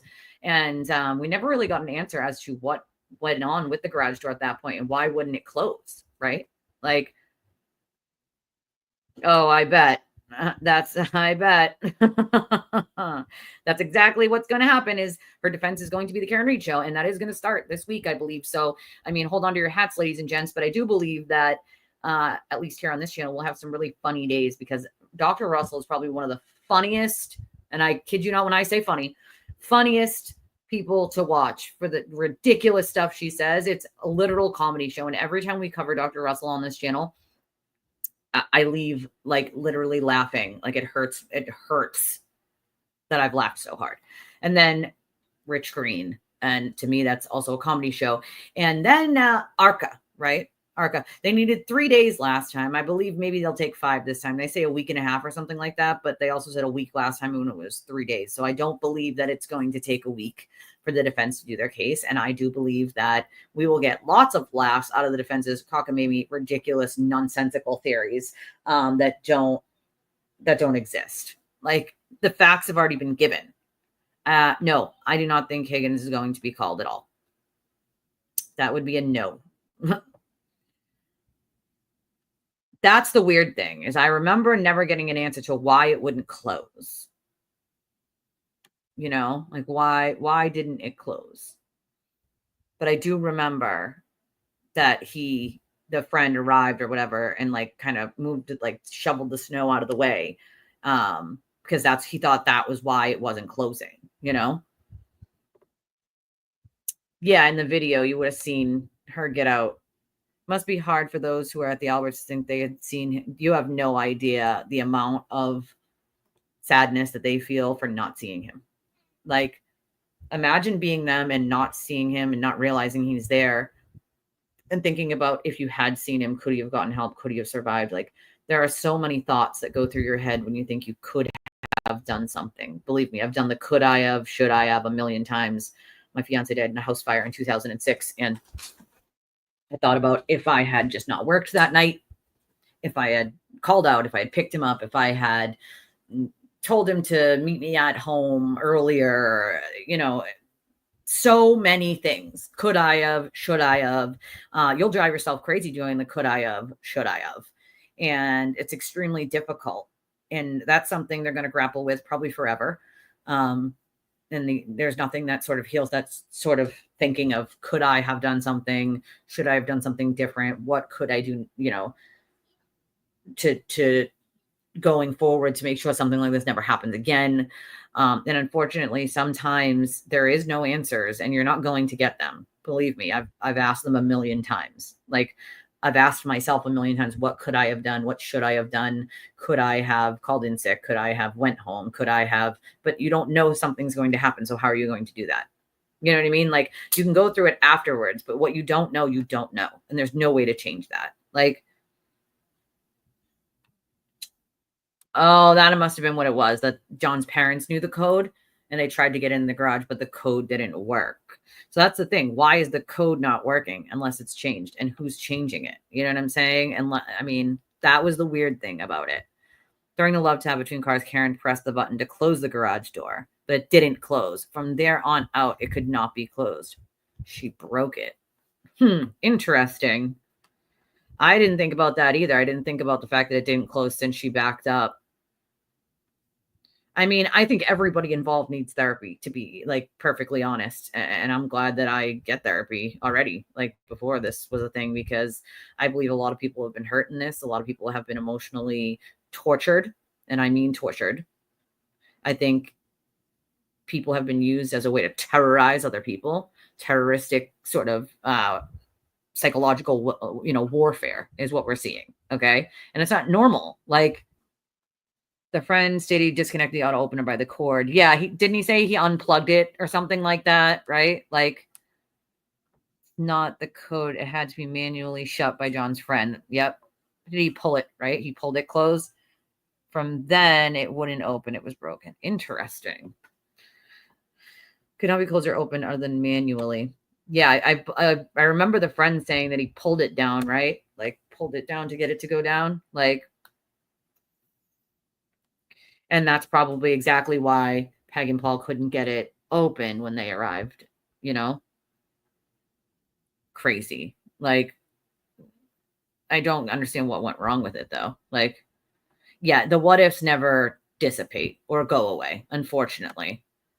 Like, I think we all need it, though, Ash. We all do. We all do, from the shit that's gone on with this case. And it has hurt a lot of people. And I've never seen anything like it. You can disagree on something, but the anger, the willingness to disparage other people based on how much money they make, or whether they live in an apartment or a house, whether they own a vehicle or not. Like, I mean, it's utterly disgraceful. And if that's the way that you think is okay to talk about other human beings, then you have a lot of life lessons to learn. You just do. At any point in time, a tragedy can happen that sets your life on a different course or changes it forever. And I hope and pray that some of those things don't happen to people, because the way that people speak to other people, not knowing anything about their lives and judging, is utterly disgusting in my eyes. The judgment is amazing. Everyone from their ivory towers looking down on everyone else. Everyone's got skeletons in their closet. Everyone's done something they're probably not proud of. But you also learn and you grow. And I believe a lot of these people who are doing these things have a stunted sort of growth, and not just, psychologically, but mentally and even physically. These people are not normal, okay, decent human beings. They're looking for people to make fun of or incite violence against to make themselves feel better. They don't feel good about themselves deep inside. That's their way of feeling good about themselves for just 1 minute, is disparaging other people or insulting other people. That's a real phenomena, like when it comes to mental health, unfortunately. And you'll see it a lot in people who have narcissistic traits. Isn't that a damn shocker? Like, remember the beeps, because that was her butt dial, And then she said, like, I made my own butt dial that night. Like, yeah, she sure did. Like, sure did. Like, right? Must have been. Hey, potluck. It must have been. You know what I mean? It freaking must have been. The garage door broke because it was snowbound by the time she tried to open it. Well, I think Maestro pointed something out perfectly, which was she opened it to get out and then it never closed again. Right? But delete things, break things. Yeah, you know, all the same thing. Like, I mean, that's, we do hear the beep, beep, beep, beep, beep, beep, beep, beep, beep, beep, beep, beep, beep. Like, significance is that she didn't change the code, and it explains a part of the damage to the back of Karen's car, says Murder by Maestro. Listen to the voicemail. The bleeps, it's not her car, it's the garage door. Yeah, that, I mean, she says she makes that butt dial. Everybody ignores that butt dial of hers. Okay. Everyone ignores that butt dial of hers. They're like, oh, the butt dials and the solo cups. Do the butt dials and solo cups magically make Karen Reed not guilty of the crime? No, they don't. Karen made her own butt dial that night. And people ignore that. But it goes back to them ignoring pretty much anything that shows that she's guilty by saying that all the experts are all lying. They're all not qualified. They're all lying. They're all not to be listened to, right? Karen is the only one not lying. And it's like, do you really think that a jury is going to think to themselves, well, none of these people are, should be listened to. It only Karen, only the defendant is the one that hasn't lied. Like, come on, seriously. That's just not a thing. You know what I mean? Like, you're talking about, she's already admitted to drinking and driving, and she shouldn't have been. That's one of the charges. All right. She left. That's leaving the scene. Okay. Even if you do lesser included and they don't want to get her on murder 2, which I will repeat, does not require intent. Murder 2 in the state of Massachusetts does not require proof of intent. They do not need to prove that Karen tried to kill John. They do not need to prove that for murder 2 in the state of Massachusetts. And I can't say it enough because I often will see people talk about intent. They can't prove intent. They're not going to prove intent. They can't. You don't need intent in the state of Massachusetts for what she is charged with. It's like called like depraved heart murder or whatever. Like basically it's all they have to prove is that she did something that a normal person would know could result in bodily injury or death, basically. And so DUIing at night in a snowstorm could cause death. And any reasonable person would have known that.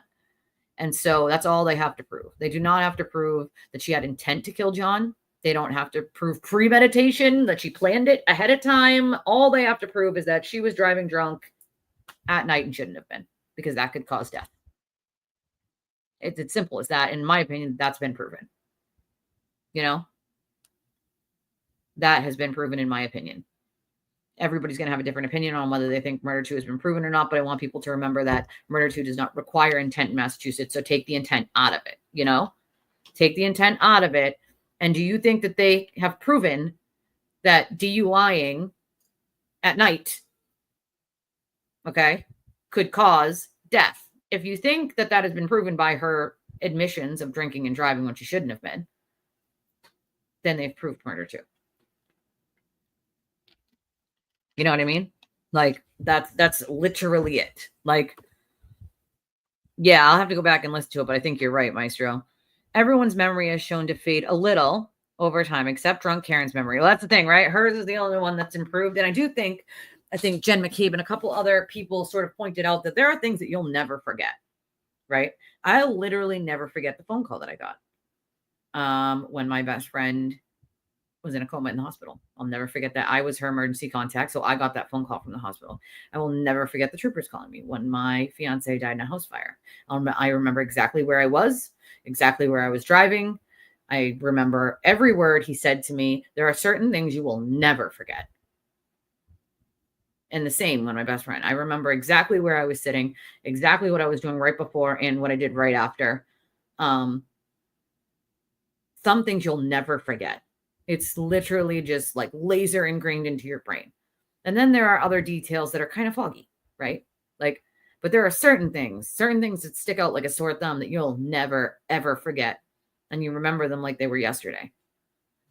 If I can remember from 2006 and 2014, as if it was yesterday, those things. Imagine the way that Jen McCabe or any of the other first responders that heard her say, I hit him, or some of the comments that she made, there's a reason why they don't forget those. You know, there are certain things you'll just never forget. Some more mundane details, yeah, your memory is probably going to fade on them. But the very real things that stick out in your brain, I think it was Jen McCabe who said there are some things that you'll never forget. That is not one of them. That is one of the things that I will never, ever forget, Mr. Jackson. Right? So yes, where your memory might fade in some ways, I do believe that in some things, it's just ingrained there. I don't know if it necessarily gets sharper because you never forget them. So I don't think it gets sharper, but you're just not ever going to forget them. It's going to be the same. And so I liked when Jackson sat there and said, well, does your memory get better over time? To a bunch of people. And a bunch of people, there was a couple of people, not just Jen, there was other people. I can't remember exactly who, but some people that said, I'll never forget what happened that day or what someone said that day. Like, you know what I mean? Ooh, have a good day, Ash. I know I have to try to get to the grocery store myself to get some buns and a couple other random things.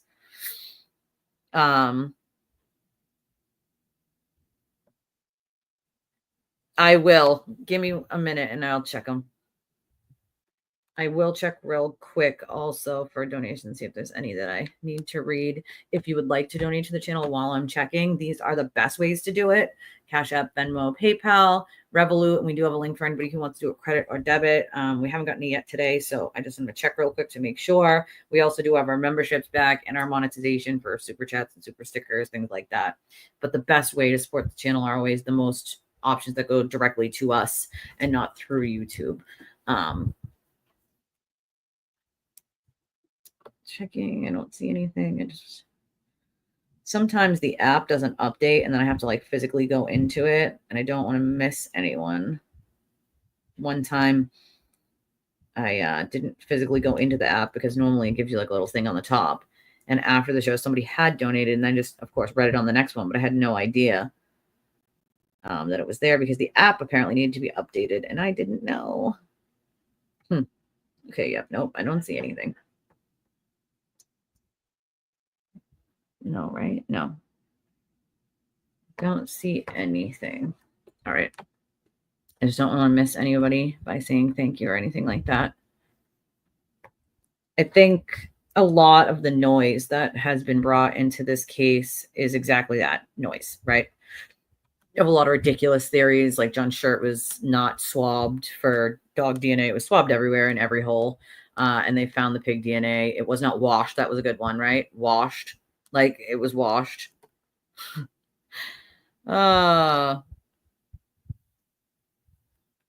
well, that's another thing. She could have hurt many other people, right? Many other people. Like many other. And it's like, it's so simple. Exactly, Jesse. And people have made it so complicated. Imagine how simple. I mean, here's the thing. Take the sewage hurdle out, right? And think about how many people wouldn't have been hurt, disparaged, accused if you take someone as vile and disgusting, willing to lie for as much dollars and cents as he does. Because make no mistake about it, folks, he's willing to lie and lie and lie as long as that money keeps rolling in. And the viewers keep rolling in and his numbers keep going up. He's more than willing to say whatever anybody wants. Previous to this case, he would be paid to write disparaging articles about people. Someone that didn't like you or neighbors didn't like you or someone that you wouldn't do a favor for that got mad would contact him, spread a bunch of lies and ask him to write a story and pay him to do it. He never checked any of the information to actually make sure it's true or not. He just publishes it as if it's all true, you know? Yeah, I mean, it could be. It could also be the conspiracy berm or the conspiracy stickers. I mean, the hysterical amount of things that have to be related in order for some grand conspiracy to work in this case is so funny to me. And I also find it funny that the defense has tried to point out a conspiracy in pretty much everything. The stickers, that was a good one. The stickers. They tried to use the stickers. Well, isn't that, they're inverted. The stickers are inverted, right? The amount of ridiculousness, and they're willing to go so low because at this point I do think that the defense knows their case is falling apart. I 100% think that they know.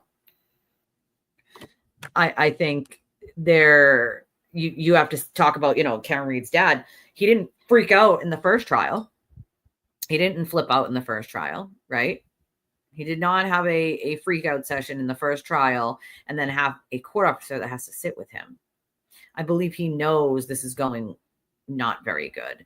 And I mean, anybody who sits there and says, unless he did a brilliant job, is not watching the same trial and is just lying outright. And that's another part of the problem that I have when it comes to law tubers, is a lot of them are willing to say things that they know their audience wants to hear, but they know, as lawyers or anybody in a professional in the criminal justice system, knows that he's not doing well. They know he's not doing good at all, but they're willing to say just about anything. So those people will send them dollars and cents.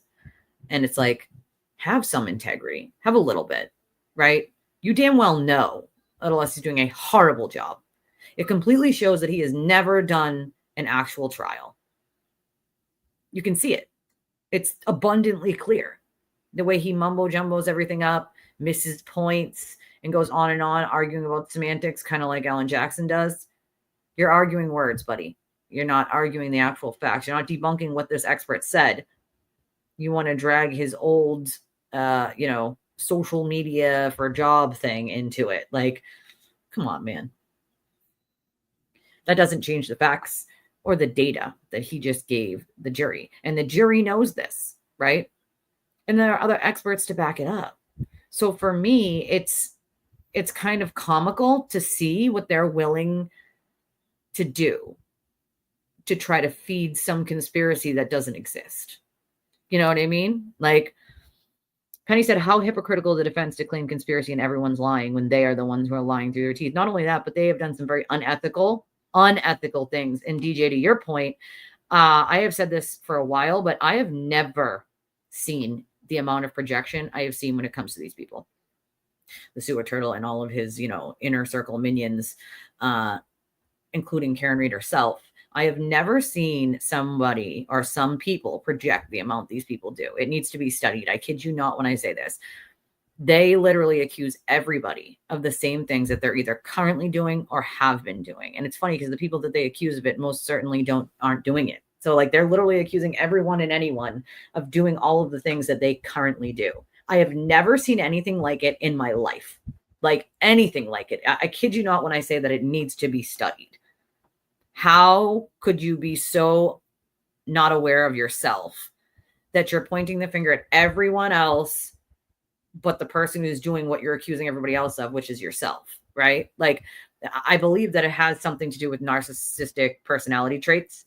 If you go into some other studies about stuff like this, and it doesn't shock me because we're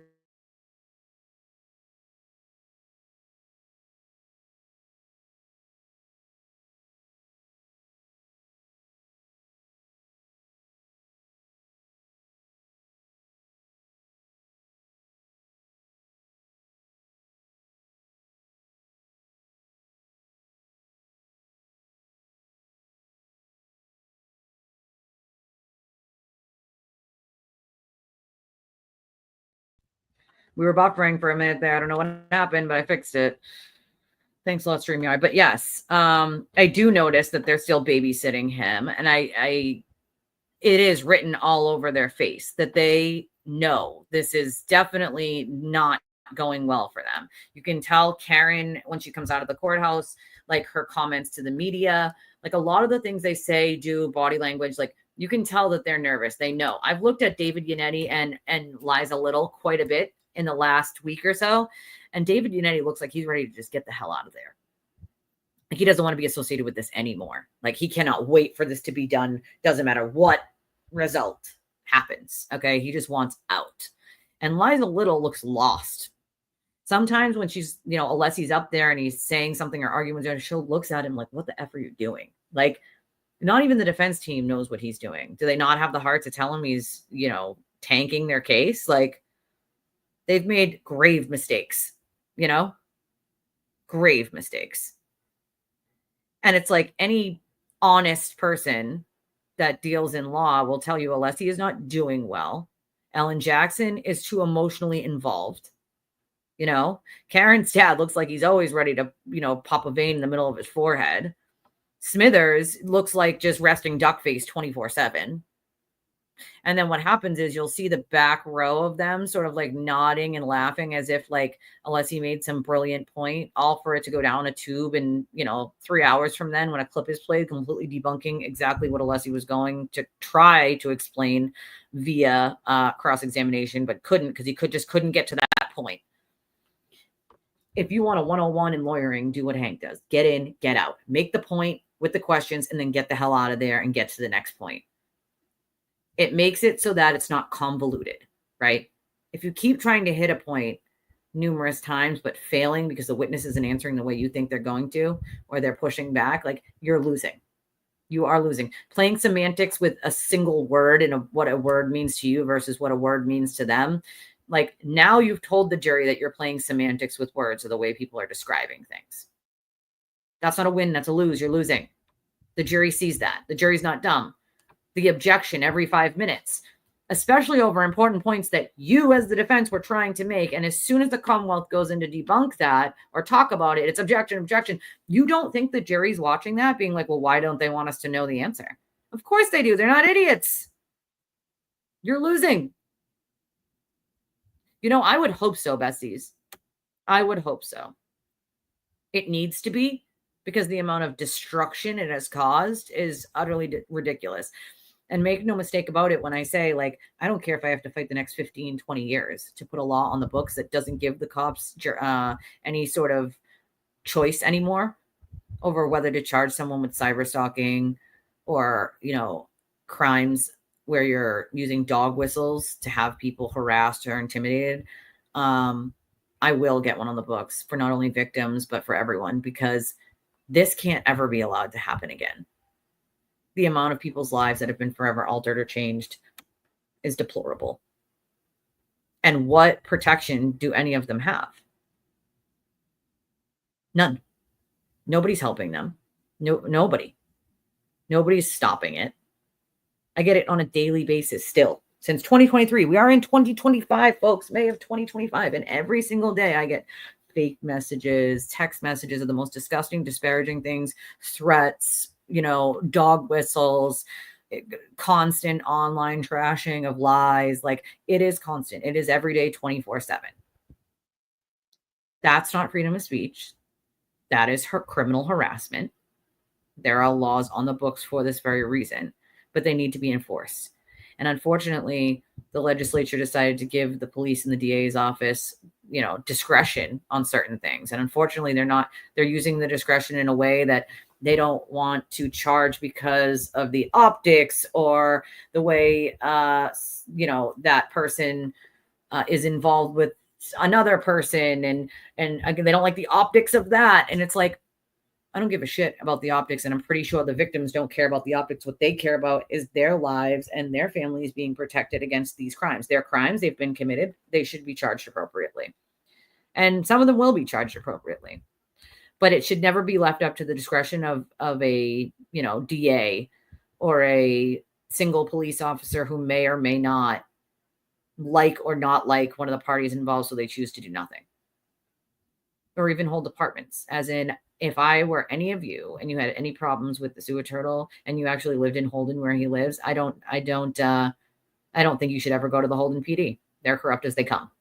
Unfortunately, that's the truth. They will do anything that he asks them to do, and they take nothing seriously from anybody else. I mean, even the Leominster court clerk said in an open hearing that it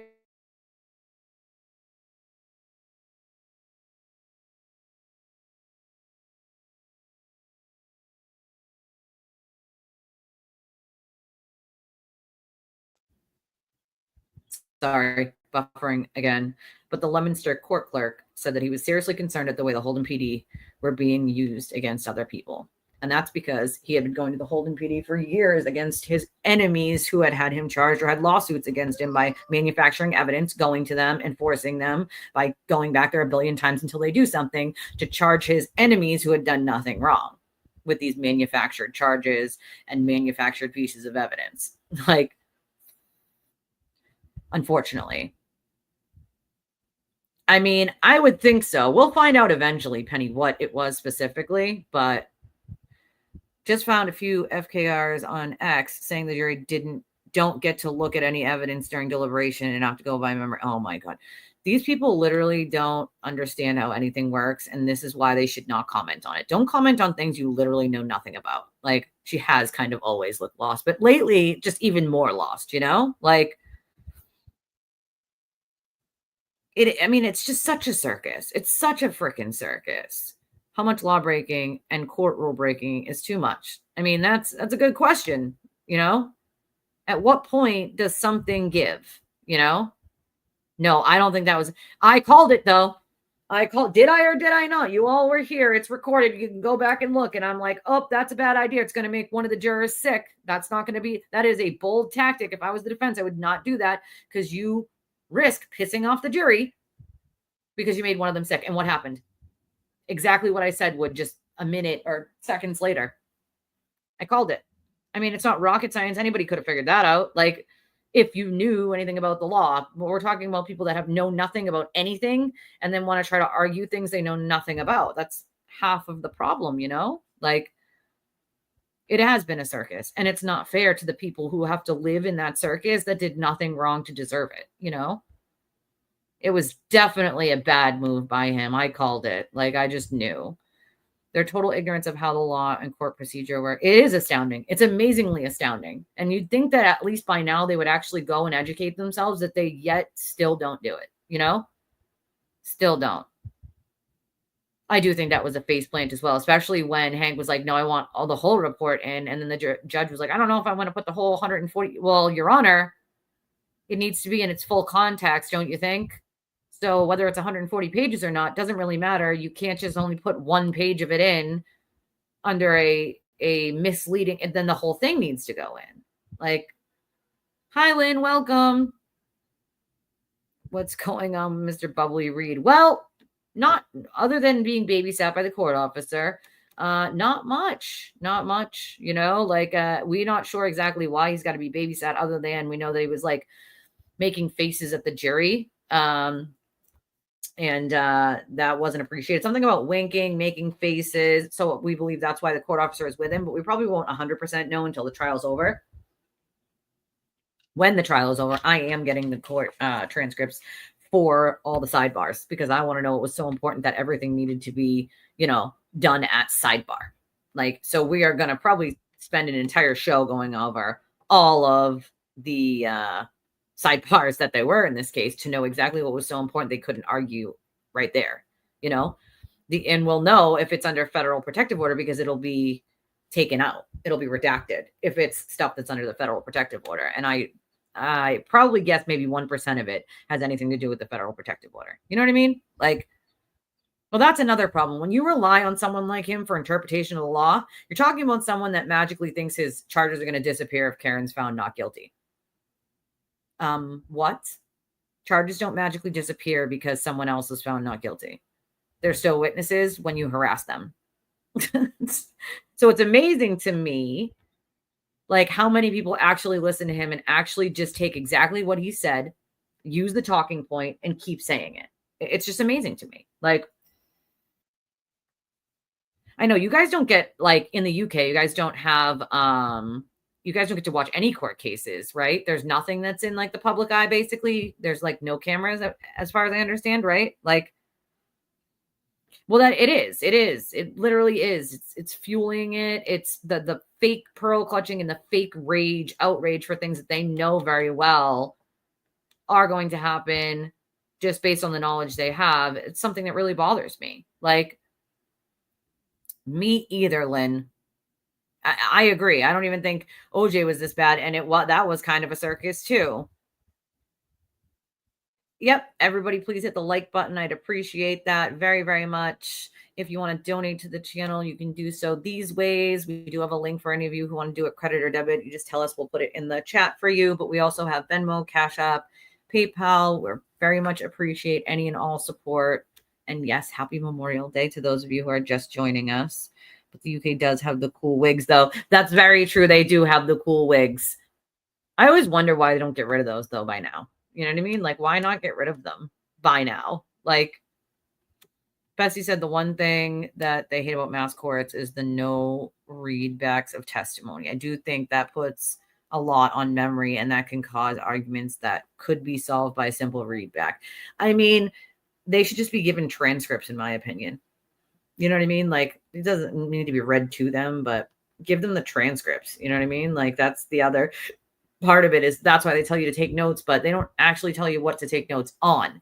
And I think it should be clear to the jury, like, what they should be focusing on of things that they're not going to have in the deliberation room. You know, I mean, although many juries have asked, you know, they'll write a note to the court saying, can we have X, Y, or Z? Can we look at X, Y, or Z? You know what I mean? I mean, in my opinion, everything should be given to a jury for them to look at. Everything. That's obviously not how it works, but, you know, that was a slimy tactic. Jackson's attempt to label photos proctor evidence, but got stopped. It was desperate, extremely desperate. And I think it was shitty. I think he was trying to sneak it in there and got caught. You know what I mean? Like, in mass cross is under minority rules. Yeah, but, you know, I have seen some weird stuff that the judge here in this case, you know, Judge Cannoni, has sustained from the defense on like scope when it's inside the scope and things of that nature that don't even make any sense. It's almost like she wasn't even listening to, and especially is on like things that like Alessi is doing. So basically what I've noticed is that the judge isn't even listening to Alessi. She has tuned him out, because then they'll make objections, objection, Your Honor, objection. And the objection should have been overruled easily, because if Hank's asking a question about something that they already touched on in cross, he has the right to do it on a redirect.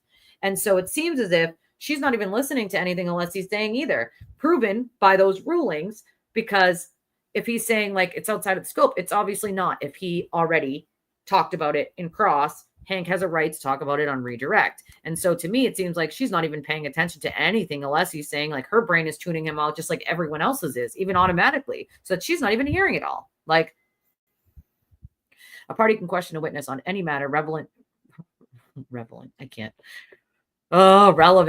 to the case, including matters not covered on direct examination. However, the trial judge has discretion to restrict the scope of cross-examination. She does, but the problem is if it gets touched on in cross, you have the right to it in redirect. And so that's the weird sort of, you know, game they've been playing, sort of back and forth, where the judge isn't paying attention to everything that the defense is doing, and you can tell. You know, and she is defense leaning. She's a defense leaning judge. It's always been that way. She was a defense attorney. So, you know, yeah, I don't think they're going to call Proctor. I don't think we'll see Higgins and none of the Alberts. And I kind of already knew that, but the Proctor thing had not been like confirmed. But I do believe by now what I've seen thus far shows that they're not going to call any of those people. Yeah, transcripts, you know what I mean? That would work. Give them the damn transcripts. Like, something. Like, where I am in Holland, there is no jury trials, only professional judges. That is kind of interesting. Professional judges, huh? You know, Lynn, you're not the only one. You are not the only one that is disappointed in this judge. A lot of us are. A lot of us are. She has been defense leaning, and she's allowed them to get away with things I've never seen a judge allow defense teams, or anyone for that matter, to get away with in their courtroom. Ever. She has no control over her own courtroom.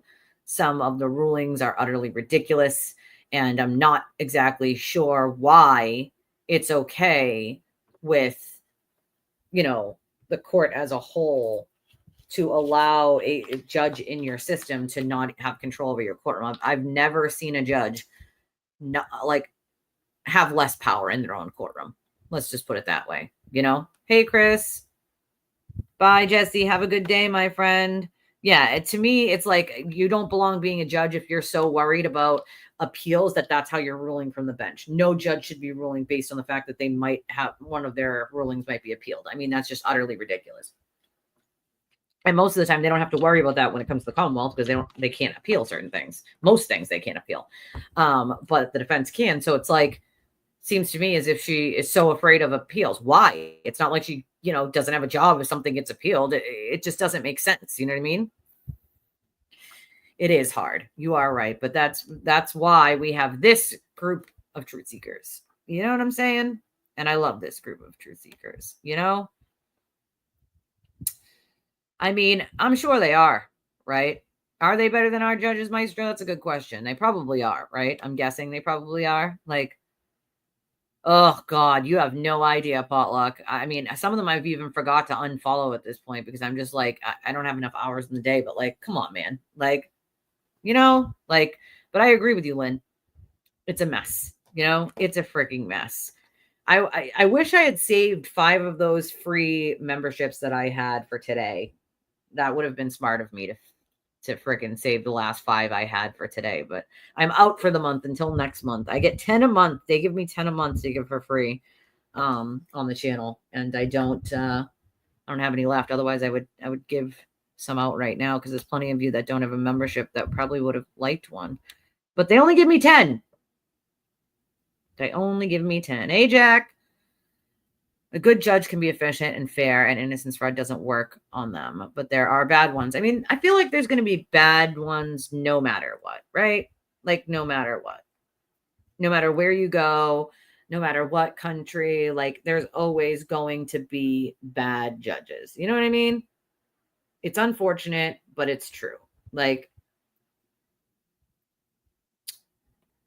all right, we've been here an hour and 57 minutes and 58 seconds. I'm going to give it another 5 minutes and then I'm going to go because I'm going to start figuring out, going to the store and trying to get some stuff for the cookout. I want last minute questions from you guys in chat. What are your last minute questions, thoughts, or whatever for this upcoming week? Like, how do you think it's going to go? Who do you think we're going to see? When do you think the defense is going to come on? Like, let's hear it from you guys for our last couple of minutes. Also, if you want to support the channel before the stream ends, we would very well appreciate it. You can do so these ways. We have Cash App, we have Venmo, we have PayPal. We also have a link for those of you who want to help out, just credit or debit. We also have super chats and super stickers and memberships back. I am working on the merchandise. I'm trying. It's going to take a little while. I don't have enough hours in the day to do everything, but I am working on it little by little. And I promise it'll be worth it. We're going to get some merch out there so that people will be like, ooh, where'd you get that? Ooh, always 8:30 tomorrow, Jane. Always. DJ said, I think that's the main thing she worries about. She has never had a case come back on appeal, so she wants to keep her record. And I know that judges do want to keep their record, but it doesn't, she's not going to get fired if something comes back on appeal. So it's like, why? Why? Like, there are plenty of judges, Scorpio's right, that don't want to be like Judge Beverly Cannoni. And I understand that, like, she's a good judge in the sense of all the cases she's covered thus far haven't been this, televised, and she's done a good job, and that's fine. But I can see the serious issues when it comes to this case, and some serious issues with making sure that your courtroom is not one that you're inviting bad behavior into. And with this case, she has done just that. She has literally invited the bad behavior into her courtroom, and that's not okay. She's basically told the defense they can do whatever they want and get away with lying and having no decorum to the court, and she's not going to do a damn thing. She's not going to exclude their experts, as she legally could have, for violating Rule 14 numerous times, and then also not lying, flat out lying to the court, which she found they did numerous times and on purpose. Like that, I've never seen a judge allow in their courtroom and not give a real good stern talking to right in front of everyone and then deal with it after by referring them to the BBO. Like, come on, man. Lynn said, I understand appeals, but at what point does a judge put that first instead of victim justice? Exactly. Well, that's the problem, is the victims are not getting any sort of help from the harassment they receive at all. And I intend on fighting for victims' rights and a law to be put in place. And I don't care if it takes me the next 10 or 20 years, I'm going to do it. Something's got to give. This can never be allowed to happen to people ever again. What I go through or went through, no one should have to. Take that and amplify it by 100 for, the McCabe's, the Alberts, the O'Keefe's, Lindsay, like plenty of other people. And it should never be allowed to happen to anyone. People have been begged for them to do something about it, and nothing has been done.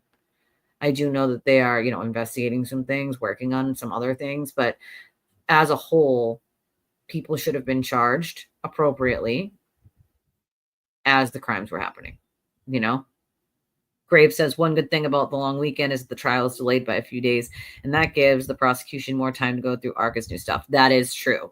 I also was thinking about that last night. You are right, Grave. You are right. Hank will rest this week. I do believe he will rest this week. When do we think the Commonwealth will rest? I think when I would guess Wednesday. I think next 2 days. Always 8:30, Jane. But I do think it'll be Wednesday, probably. Defense will be it will be fun. That's going to be the funnest part of this trial, is watching this. It should be full days. As far as we know, they're supposed to be full days, but you never know when it comes to the judge. You know, she likes to duck out early all the time. So, oh, thank you, Karen. I appreciate you. I'm glad you found us.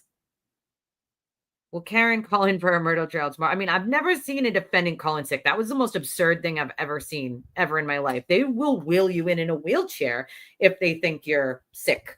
You know, like I've never seen a defendant be able to be like, oh, I'm sick, I can't come to court. And then be like, oh yeah, we'll just bump your murder trial back a day because you don't feel good. No. I'm sure. Who thinks Jackson's probably back, right? DJ, do you think Jackson's probably back by now? Probably hanging out with Karen at this point. Yes, please do hit the like button. We are trying to grow. Thanks for having me today. Lynn said, I loved your show and we'll be back. I loved your viewpoints and agree so much. See you next time. Bye, Lynn. You have a good day. The ARCA rebuttal will be super interesting. It will be. And I am so excited to see that robust cross-examination from the prosecution on ARCA. For real. I cannot wait to see that. That is going to be so much fun. So much fun. Oh, can you imagine how crazy she's going to go? That's going to be a little cray-cray. The entitlement is something I've never seen before. The amount of time she sits on her laptop, the amount of time that she, is the smugness, the absolute smugness. Oh, not only what he did in the voir dire is brutal, but imagine what it's going to be like in trial, because as we know, it's going to be a more robust, cross when it comes to the prosecution crossing ARCA. And I do believe it's going to be even more brutal. I think Dr. Rentschler is more apt to tell truth than Dr. Wolf. Dr. Wolf is very indifferent and wants to make his answer the only answer, especially when you can prove that he's wrong. Things like he tried to hide things until he knew he was being asked about them, and only then did he admit to it, Hey, Eva. I mean, no, but not only that, she's on her phone too. I've never seen a murder defendant be allowed to use their phone.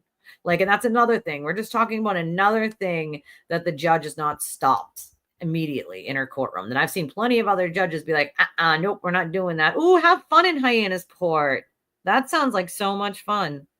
As crazy as calling in sick is, I will say it happened in my husband's custody case against his ex. She actually called and said 4 days ahead of time and she was going to be sick, and they allowed it. What?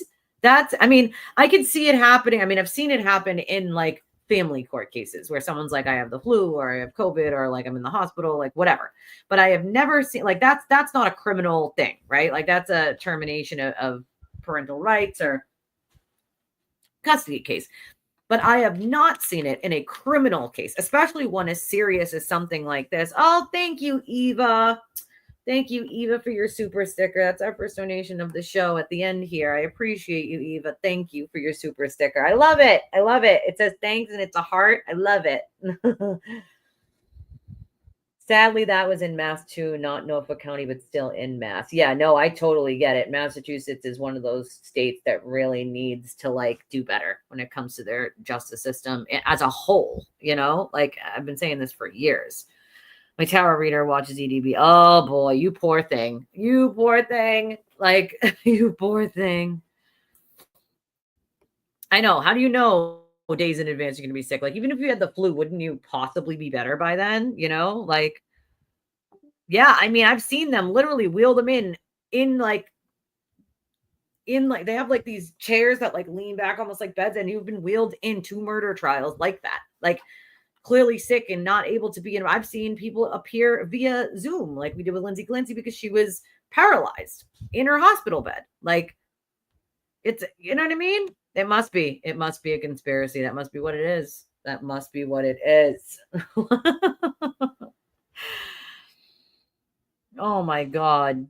I mean, that's just so crazy to me. Like, okay, so she's psychic and he finally looked at us. And so, okay, it was light dawned on Marble. Well, that's the thing. Like, to me, it just seems insane that, like, you as a murder defendant even thought about trying to ask if you could not come in for your murder trial that day.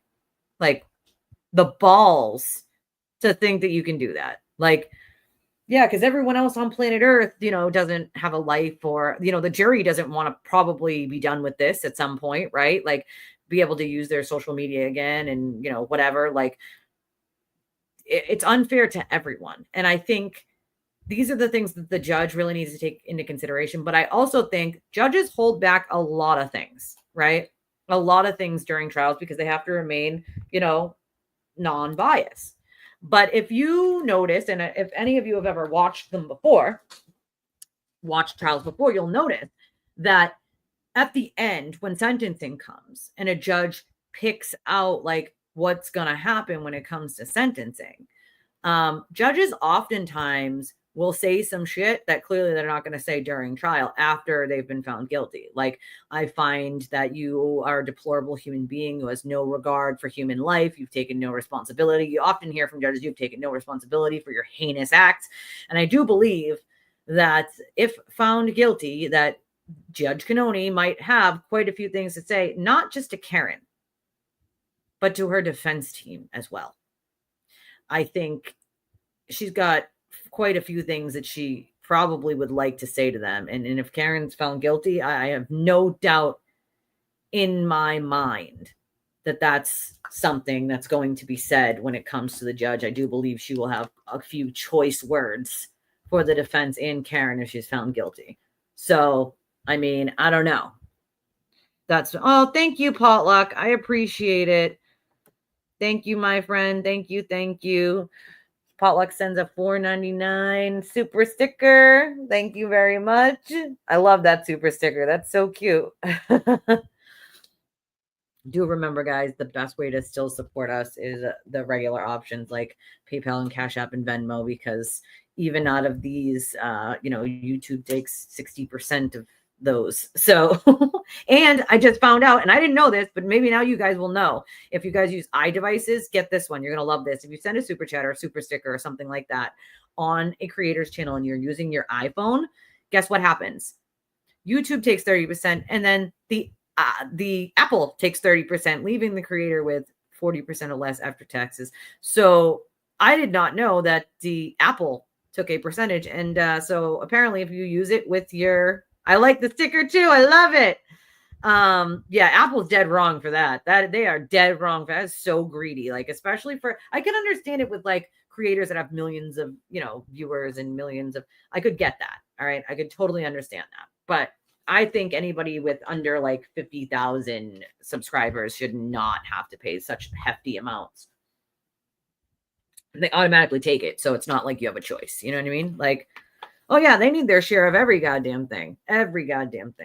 So where it's nice to have my monetization back, it's also been almost like a curse because more people want to do it that way and not the other way that has been done. And so it's actually less than it normally would be. So, right? Can we just like start using things like, I don't know, chips as currency, jelly beans, anything like anything that everybody can get a lot of, like shit. I do like the sticker though. I appreciate it. I like the sticker. I love it. He's a cool dude with his sunglasses. And it's funny because I can't see the super chats or super stickers unless I put it on my other screen. Because I stream from StreamYard, they all like the super chats and super stickers don't pop up on my screen right here in front of me. I have to have my own stream on a different screen over here to watch the super chats and super stickers pop up over here. It's really strange. I guess StreamYard hasn't figured out how to like integrate that yet, but hey, it is the root of all evil. You are right about that. But it's also the root of making world go round, paying bills, keeping your people, keeping their channels afloat, especially smaller ones, just makes it hard, but they do need their share of everything. You are right. I never knew they did that. That's so crazy to me. All right. I'm going to go attempt to try to get to the store now. So I got to grab a few things like chips, as a matter of fact, and dip. But I love your stinking faces. And I will see you guys at 8:30 in the morning tomorrow, as always, so we can take our guesses on how many sidebars and figure out exactly how many days we think the Commonwealth has left on their case. And when do we think we're going to see Dr. Russell? Because I'll be totally ready for the Russell to do her Russell hustle. Because I mean, the Russ Watch thinks she's the smartest person on planet Earth. So like we need to get our giggles in when she comes on. And I think that's going to be an entire day, to be honest. If I had to guess, I would think it would be an entire day with the Russ Watch. So we shall find out, my friends. I will see you all at 8:30 in the morning. I love your stinking faces. Per usual, if you donate to the channel when I'm not live anymore, I will read it tomorrow morning on the next one, as I always do. I appreciate you guys. I love you guys. Hit the like button on your way out. If you want to donate on the way out, these are the ways you can do so. We definitely need the support. We're trying to keep our flow going. I love you guys. I love your stinking faces, and I will see you in the AM. Bye, everybody. Happy Memorial Day.